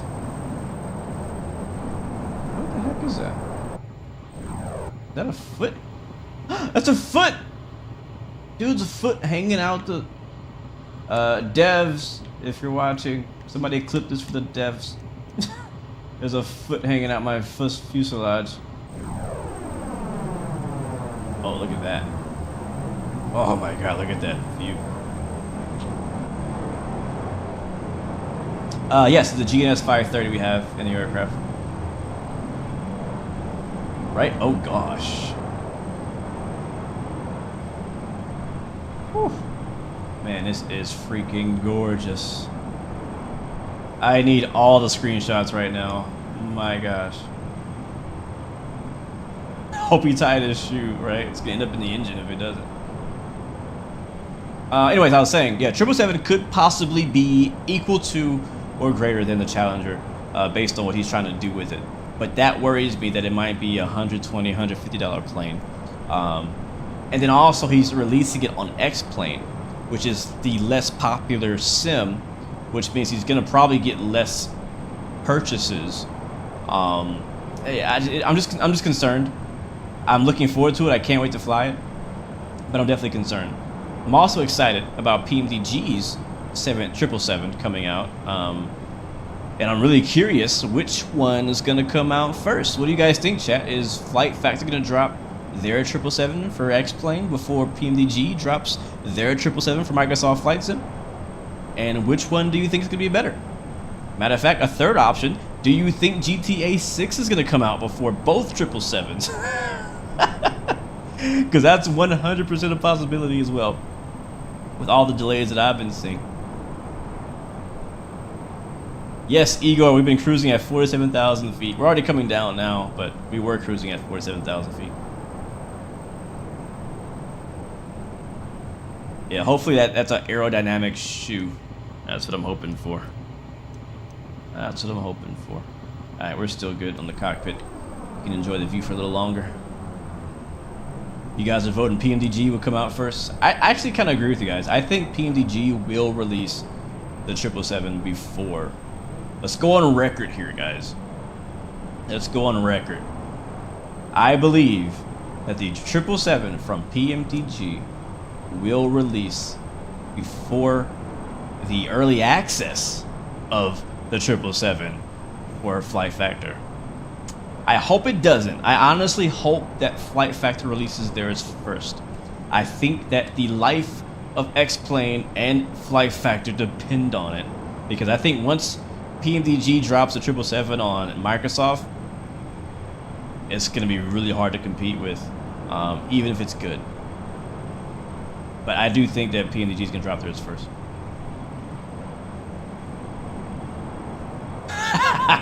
Captain USA says GTA 6 first, then PMDG, then Flight Factor. That might actually be right.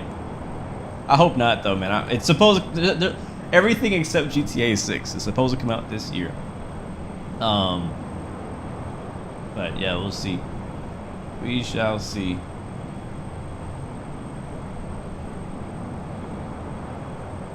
Oh, 47,000 feet and 1. Thank you, Igor. Is there a top of descent indicator in the 35? How do you know when to descend in a GA aircraft? Great question, Honey Badger. To answer Spectra's question, yes, there's a GNS 530 in here, and we're using it right now. Here it is. So I never really know how to answer that question. How do you know when to descend? Because technically I cheat. I use the autopilot systems to help me along, right? So like if you're flying an A320, as long as you have all of your FMS filled out correctly, it'll give you a top of descent marker, and that way you know when to descend. The same thing with the 737. As long as you fill out the FMS and aircraft information correctly, it will give you the correct top of descent marker, therefore knowing when to descend based on that. In GA planes, it's a bit different because pretty much almost no GA planes give you any of that information. In our case, what we did, we hit this VNAV button here. To answer your other question, no, there is no top of descent marker.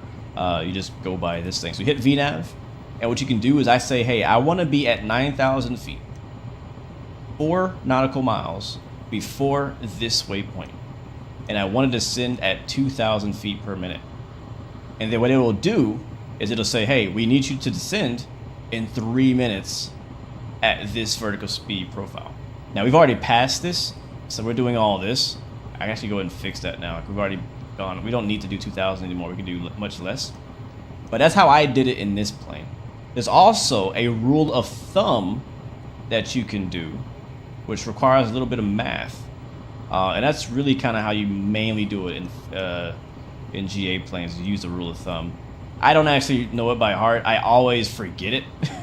I've learned it. I've used it multiple times, but I don't use it often, so I forgot what the rule of thumb is. But if you just search top of descent rule of thumb or something like that, or when to descend rule of thumb, it'll give you it's a pretty simple formula to know, how far out. Like I think it's based on how fast you're going and the altitude you're at and the altitude you want to be at.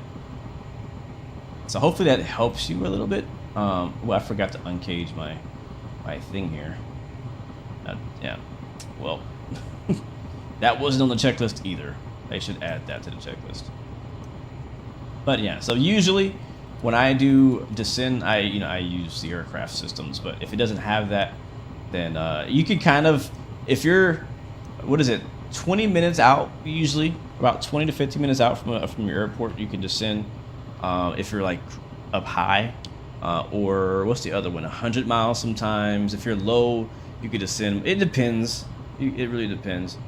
Good point. Sawyer's Captain Joe has a great video on that, on when and how to descend. The G1000 does have a top of descent marker, but sadly we're not using it. How much is the Buttkicker? It's like 3 something, 300 and something, 320, 340, something like that. There's a link in the description as well that takes you directly there. I can take a look for you though, real quick, very quickly. The one I have is the Buttkicker Gamer Pro. It's the more expensive one, but you could also get the what's called the Gamer Plus as well, and that one will work really well as well. Yeah, it goes for, how much is it? I forgot. You know, usually when I get stuff like this, I just kind of forget about it. I'd rather not remember how much it costs. Yeah, $329 for a single Buttkicker. It comes with the amp and everything you need to hook it up. You don't get a sound card or anything like that, but you don't necessarily need a sound card. You can also buy the additional software, the Haptic Connect software. Actually, that comes with it. Yeah, it does come with it. So yeah, it's $329. That is how much it is. All right, guys, we're descending into Provo in Utah. We're expecting runway 13. We will attempt to capture the ILS. Let's remember, airport elevation is 4,000 feet, so we're not going as low as we may think we are. So let's go in here. I think it probably automatically set it. Yeah, 110.3 is the correct VLOC or localizer. And it's be a CRS of 134, which we can set later. No.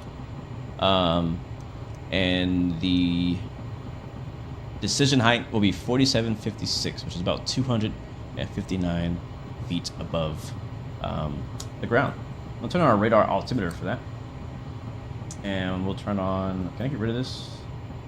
Let's see, descent checklist is complete. Yep, nav 1 is on, that's good. So it should be a pretty simple approach. It's pretty simple, it's not too difficult. Basically we come in on a right downwind and then land, that's it. Nothing special.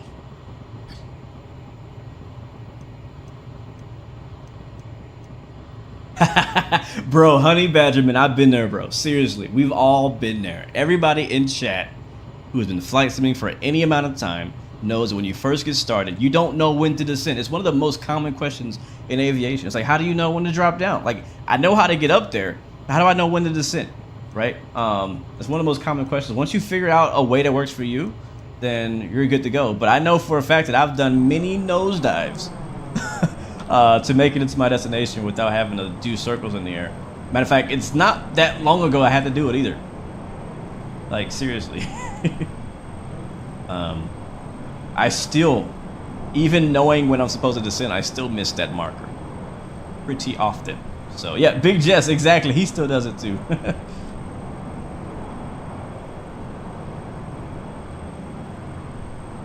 Sonic uses maps. Yeah, there's a lot of ways. There's lots of ways. So here's you know what? I'm gonna drop a link as well. Check this out. This is one thing let me see. Do I still have the link? I should have it. There's a website I found. It's a top of descent calculator. I'm not sure why I didn't think to send this to you a second ago. So I can find it. It's a top of descent calculator. Here it is. Does it still work? Yeah, it still works. So I'm gonna drop this in the chat. It's basically aerotexas.com. I don't know how I found it, but it's basically a top of descent calculator. And all you need to do is you go on there, and it has 4 entry fields.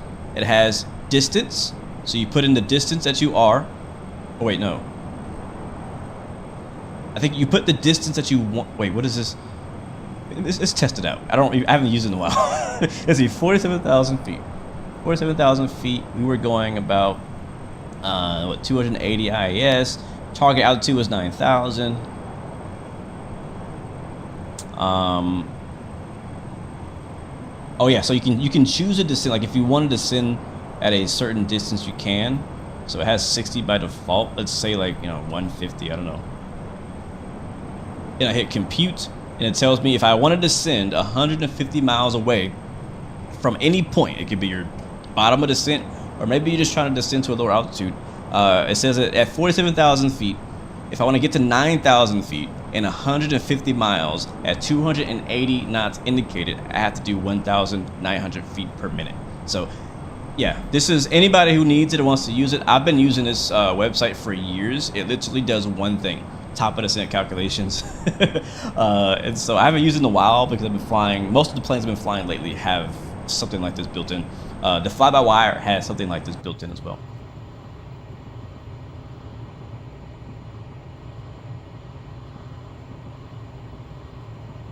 What's happening on? Is Discord open on my? I'm actually, yeah. Can you repeat it, Captain Ed, or is it a link or something like that, Ed? I'm scared to open Discord because one time I opened it, it crashed my sim, and we're really close to landing, and I don't want anything bad to happen.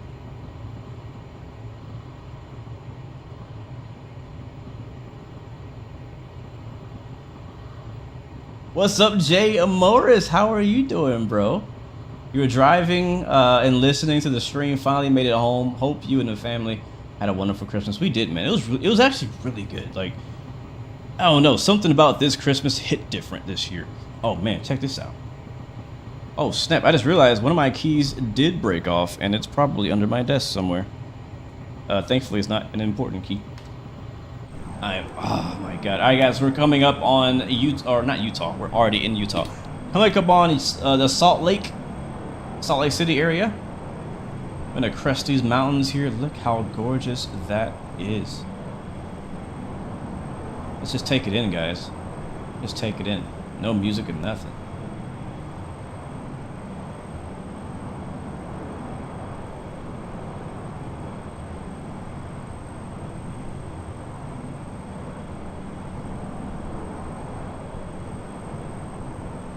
Chucky Flowers, welcome to the stream, my friend. Hope you're doing well.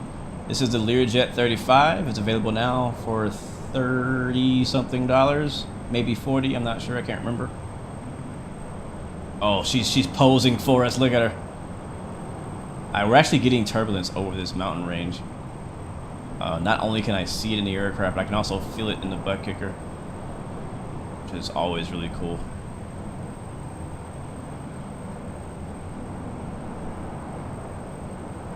I don't remember that, Chris.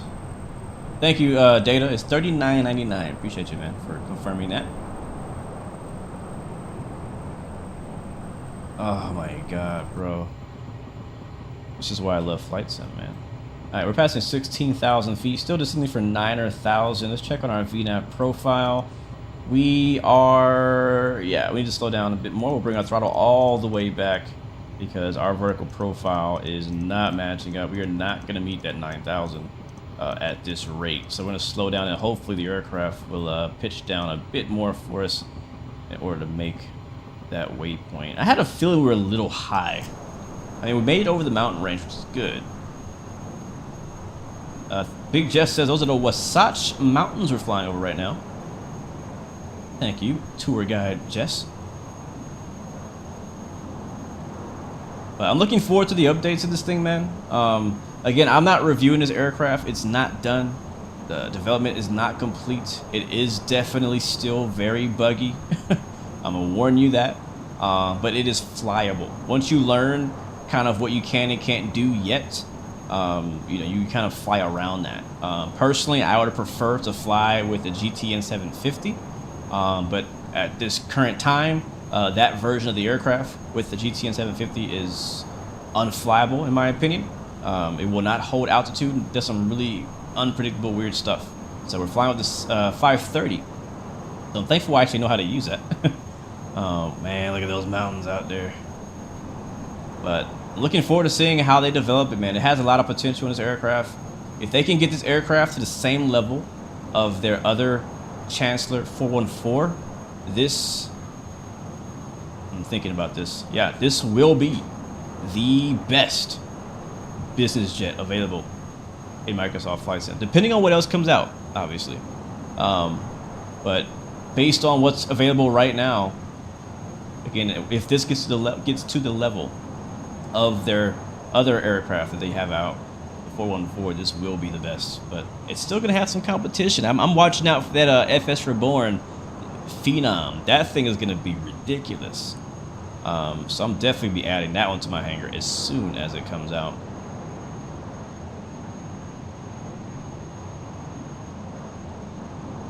You know what? I almost flew out of Truckee today. I was actually really close to flying out of Truckee. Man, are we? Where are we?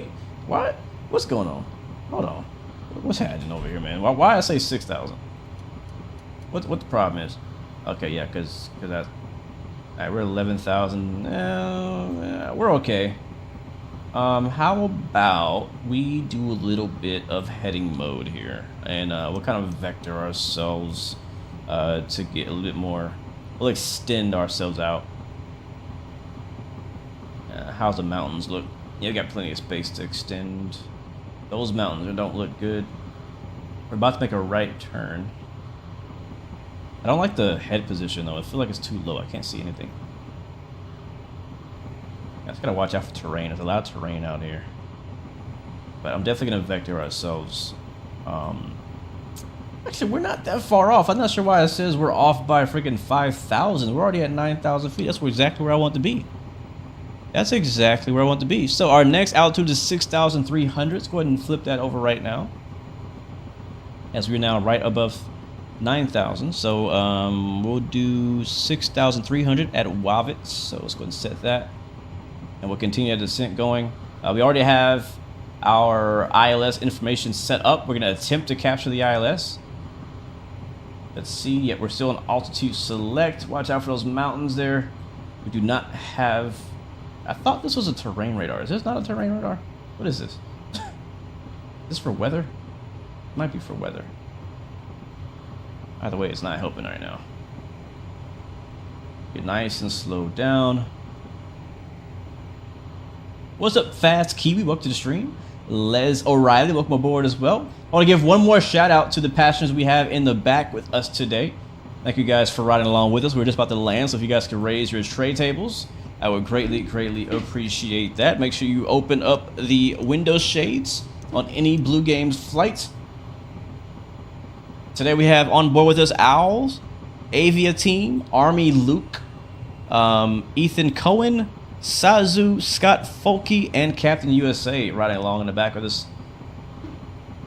Thank you guys once again for joining us on this private flight out to Provo in Utah for our New Year's event. Virtual New Year's event, of course. All right, altimeter will be 3038. Set on the left, set on the right. That is good. And we're looking good, guys. We're on a right base right now. Runway, what runway are we landing again? 13. Provo traffic, Learjet 16 Bravo's on a right base. Runway 13, Provo. Alright, speed's looking at 200 knots at the moment. We'll probably drop our flaps when we hit the next turn. There's actually technically a bit of an arc approach coming in here. That's why you see we're still turning.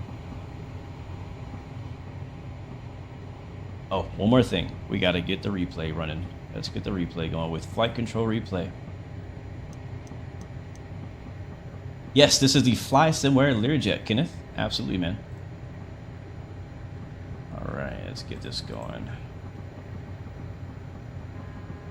Uh-oh, what's that noise? I don't like that sound. I don't like that sound. Oh, we're stalling. Oh, it's gonna be leveled off. I see. Power, power, power, power.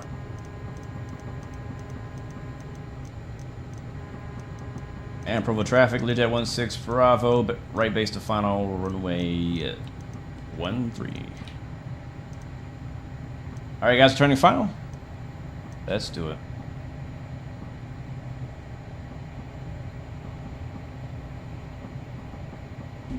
By the way, I am using the Sierra Delta throttle mod for my throttle. That's why my throttle has these massive levers on it.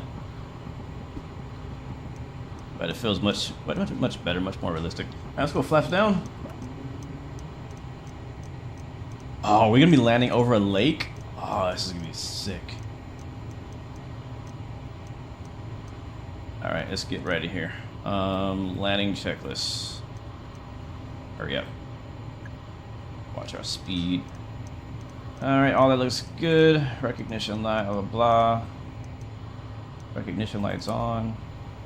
Land lights on. I believe our ignitions come on. What am I forgetting? The spoilers should already be armed. Not spoilers, but the reversers. Oops. Reversers should already be armed. Hope we didn't already pass the ILS. Uh-oh. Yeah, we did. Yeah, we did. Alright, I'll fly. It's a nice individual day, so we'll take care of it. You're down. Alright, let's do some hand flying. And my aircraft.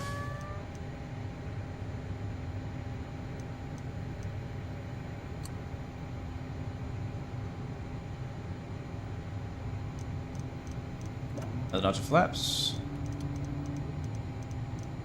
And let's please get rid of this iPad.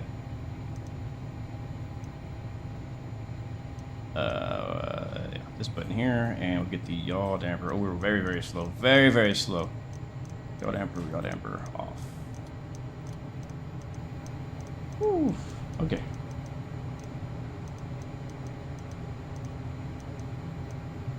Alright, let's do it.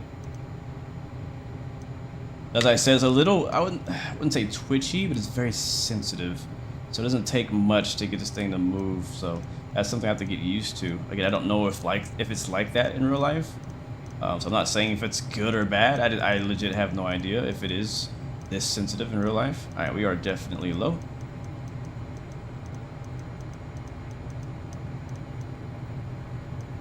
I'm raise my position here so I can see a little better. Alright, gear is down, flaps are down, indicating runway 13. Bravo traffic, Learjet 16 Bravo is 5 mile final, runway 13. Bravo.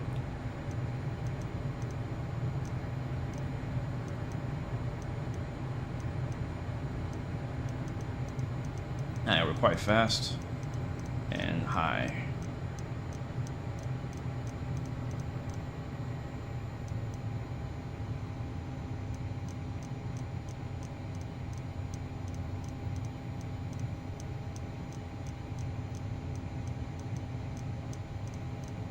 Actually, we're not too bad.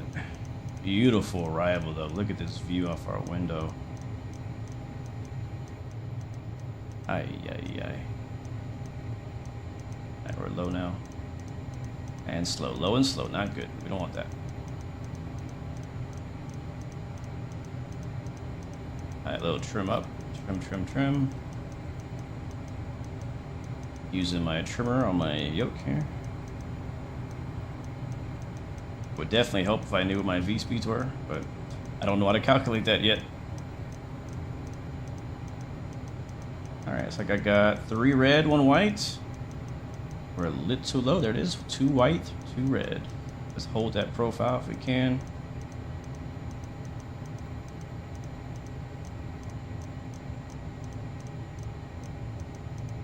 A little bit of wind pushing us to the right.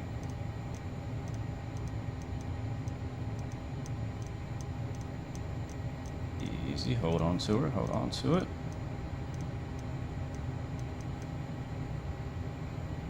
Alright, light grip on the yoke.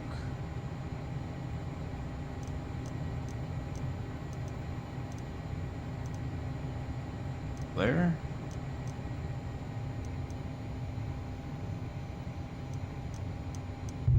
Oh, that felt nice. That felt real nice. Reverses. Keep flying it. Get on those rudders. Nose is down. There it is. Keep her in the center. 3,000 feet of runway to go. And manual braking. That was freaking fun. I love that. Alright, we'll let it roll out.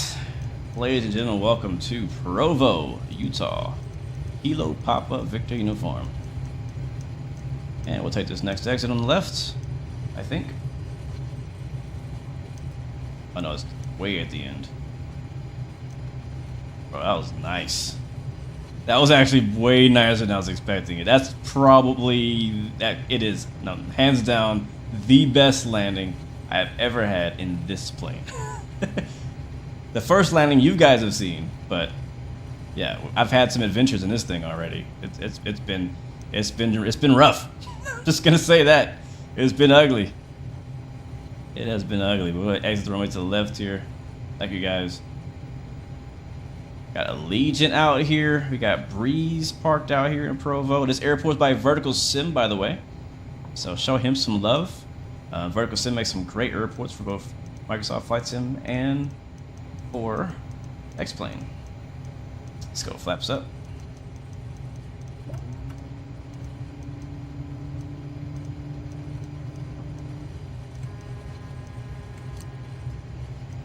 Sweet. That was nice. That was nice. Very nice flight. Extremely scenic. And just fun, man. I'm enjoying flying this plane again. The hand flying feels weird right now. I don't know if it's correct. If it is correct, then I'll just have to adapt. That's kind of how I feel about flight models, personally. You know, I know we talk a lot about flight models, you know, being good or bad in Microsoft Flight Sim. But I think as pilots, no matter how good or bad or how, you know, whatever you think of the flight model of the sim, it's up to us as pilots in command to adapt and fly that aircraft to the best of our ability. That's my opinion on that. I don't know where we park this thing. Is there a signature parking out here? Obviously, there's flight models that are made that are horrible, and that's fine. But if you can get close, you know, the plane is never going to fly like it does in real life. You can never match real life. Oh, there's signature right there. Provo traffic, Learjet 16 Bravo is clear of all runways, taxing the signature. See you. Alright, right here. Next to that Allegiant. You know what I wish, guys? I wish that GSX made, like, I don't know, like, I wish they supported smaller aircraft. Does that make sense?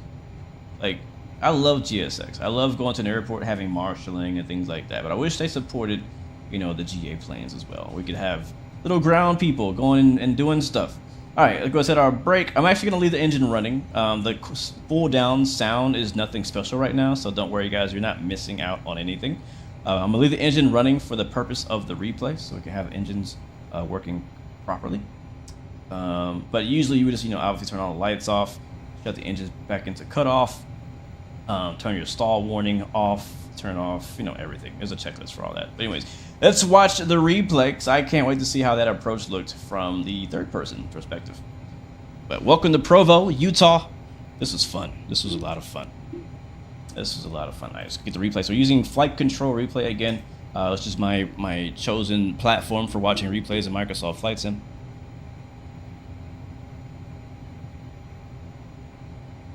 Yes, Provo, Utah, which is right just south. Is it south? I believe it's just south of Salt Lake City, Utah. That's where we're at right now. Provo, PVU, KPVU is where we're at right now. Yeah, it is south. I just looked. It is indeed south. And this is called the Utah Lake, not Salt Lake. I was wrong. The Salt Lake is by Salt Lake City. Duh. All right, let's get off of Vatsim here, and we'll run back. We'll run back the replay and see how we did. And see how we did. Alright, and loading. Open. And play. There we go.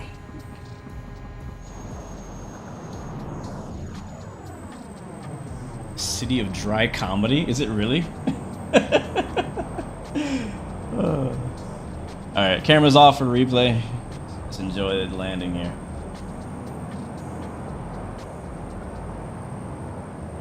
Let's see, where are we right now? I think I turned it on when we were on base, I believe. I want to see if the landing gear comes down. That foot is still there. That Nike sneaker. Oh, look at those wind fans back.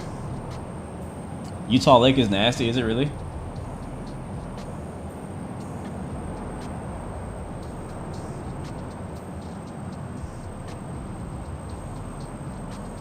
Ah, it looks good. It looks good. Yeah, liveries are gonna shine on this game, on this plane for sure.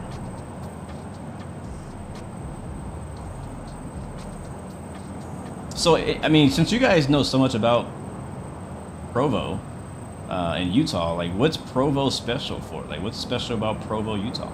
Like, why do people go there? Here we come flying over the Utah Lake. We should be on final. My gear should be down. Actually, no, we didn't drop the gear till later on. Oh, here it is. Here comes the gear.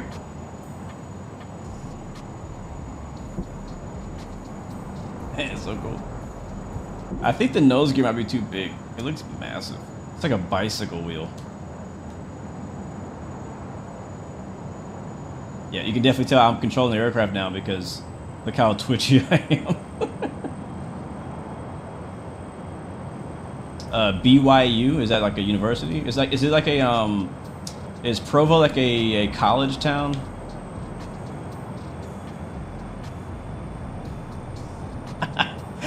What the heck? I don't know if I can believe anything you guys are saying right now. Provo is known for husbands having multiple wives. BYU. Yeah, definitely shaky. I was trying to get the handle of the aircraft and do a bunch of other stuff, but yeah, we were very twitchy there initially. Brigham Young University, is that a real thing? It's just known for BYU. Okay. What's up, Visix? Welcome to the stream. Hope you're doing well, my friend. Yeah, we just finished. We just landed. And we're now just watching back our replay to see how it looked from outside. A little shaky initially in the approach, but I think we might have cleaned it up a little bit. Oh, BYU is a Mormon school, really? Yeah, that shows how much I know about Utah.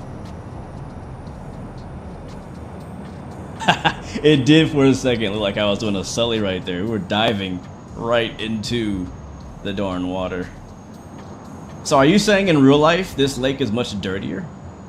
You're saying that the Utah lake is really dirty, so this looks pretty darn clean. I don't know that Microsoft actually simulates water being dirty versus water being like just regular water. So from this angle you can actually see that we are too low. Those red pappy lights over there are all red, which means we're too low. It stinks too. Oh man. It reminds me of the Gulf of Mexico.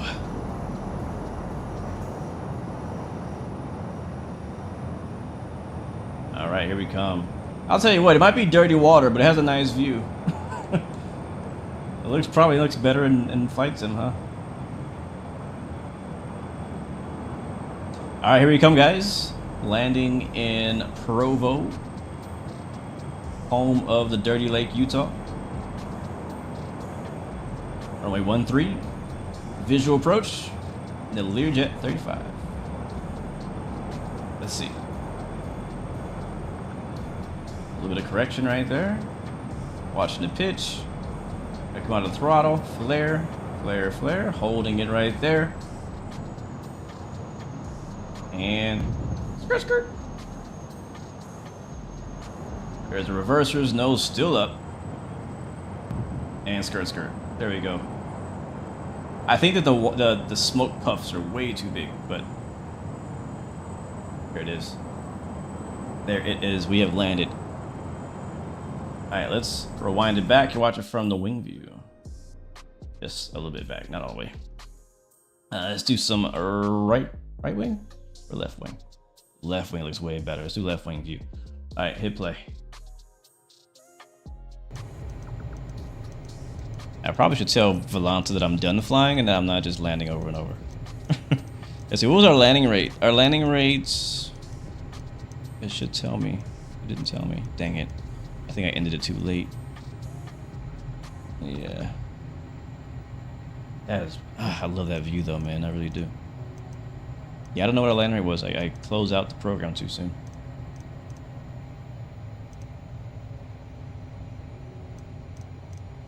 Oof, there we go. I need to start turning on FS Realistic just for the land. Let me see if I can do that. Does that work? Would that work? Let me see. I want to see if FS Realistic works while I'm in replay mode. Because I usually leave it off because it shakes the actual aircraft. Let's watch it again.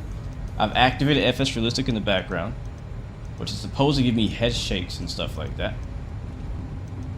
Anybody else flying right now? The hidden one. Good question. Well, first of all, anybody in chat flying right now? And second, is anyone else streaming flying right now? I'm pretty sure there are. A lot of people are, you know, home for the holidays, which allows people to have a bit more time to stream. So I bet there's some people streaming right now. Let's see if I can find anybody.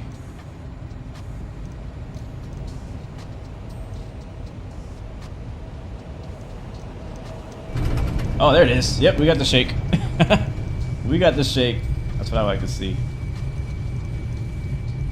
Alright, that's cool. That's really cool. Alright, let's now watch.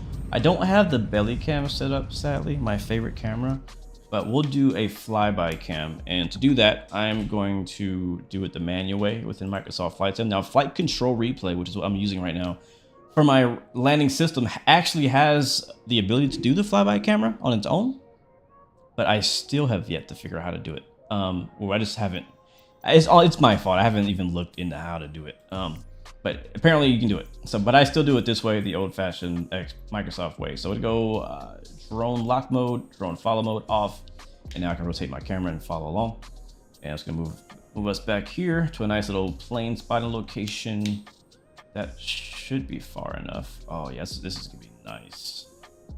This is gonna be real nice. All right, right there is perfect. I'm gonna lock the camera there by turning off the drone speed. And then now we're just going to rewind our replay. There we go. And play. See how this looks. I can't. I love this. This is gonna be dope. You recommend flying around Central or Eastern Europe? I'm down. It looks fast on the replay.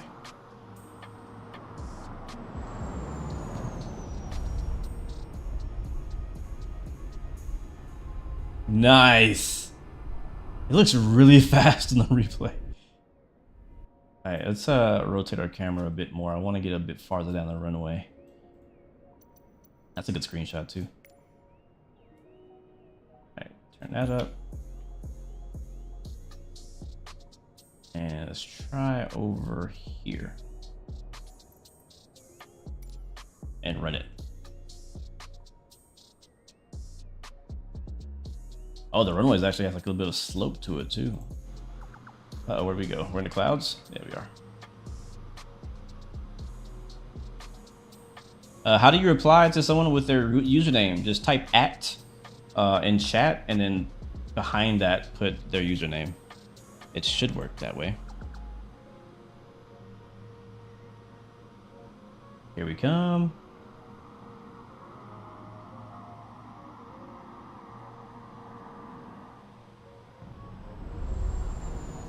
Beautiful. That was dope. That was dope. That was really dope. All right, well, guys, that is gonna be it for me for this stream. I'm waiting for the A300 to drop. I don't know when it's gonna come out to the public. I'm definitely it's gonna be a first. It's gonna be a day one purchase for me for sure. When that comes out, I'm looking forward to it. Depending on when it comes out, I may stream it. But there's a chance that I won't if it comes out too late in the week, since I have other New Year's plans and things like that. But if it does come out, hopefully we'll be doing that later this week. If not, I'll catch you next week in the new year for much more content, obviously, coming to the channel, and much more live streams. Everything that you're used to seeing me do, you're just gonna see a lot more of it next year. We're gonna keep pushing, keep grinding, keep having fun, keep flying, and hopefully do some real flying in real life a bit more often too. But guys, it's been pretty cool. Greg Feast, thanks for riding along with us. We'll do some shout outs before we head out. Actually, just rewind a bit farther. I need more time to say bye. But jump in the chat real quick, guys, and just let me know where you're watching from. And I want to give you guys some love, show you some New Year's support for you in the chat before we head out. But thank you guys so much for hanging out with me and supporting me and my channel. It's been this YouTube channel has actually surpassed all of my expectations, and it's turned out to really just be a life-changing thing for me. It's been pretty amazing. So thank you guys so much for everything you guys have done. Even though you may feel like you haven't done anything, but trust me, you've done things. But thank you so much, Captain USA from Orlando. I appreciate you, man. The hidden one watching from Utah. What's up, man? Jay Morris representing Richmond, Virginia. 804, baby. Pet Pet Hell from Berlin. What's up, my friend? Hope you're doing well. SM Rail Productions representing Birmingham, Alabama. My friend Vis6 from the Czech Republic. What's up, man? Hope you're doing good. We gotta head out there, man. We gotta do some flying in the Czech Republic. Cadges, what's up, my G? Welcome to the stream. Good to have you. I'm glad you're enjoying Microsoft Flight Sim too. I was really surprised to see you playing it, so I'm super glad that you're actually enjoying it a lot. Thank you. Hold on, I'm trying to see. Bomb Tip, thank you very much. Lee, thank you very much, my friend. The Hidden One already said hi to you. Cash is watching from your car. Thank you, my friend, for hanging out with us. FZ from Dallas, Texas.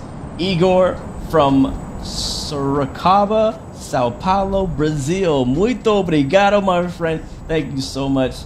Muito prazer. Thank you for hanging out with us, my friend, my Brazilian friend. I love Brazil. Velocity Fox representing Utah. Welcome and thank you so much. The broke pilot.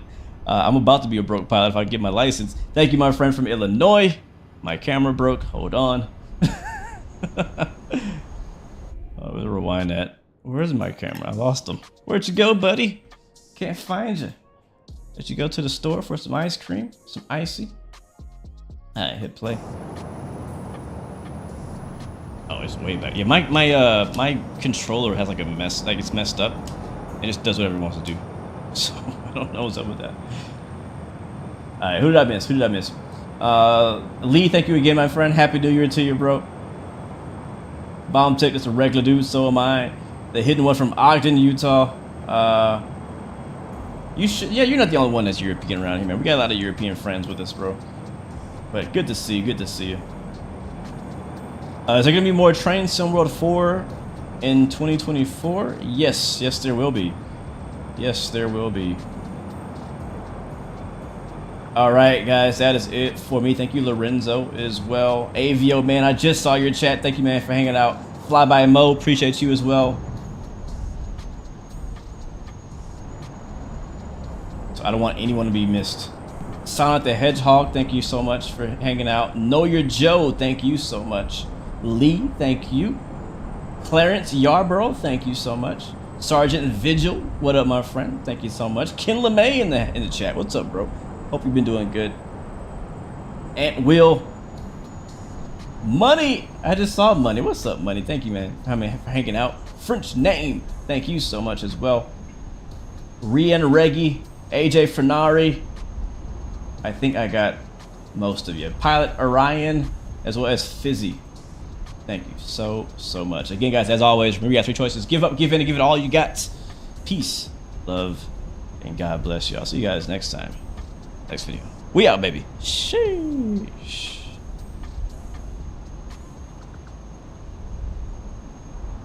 Aha, finally fixed the outro.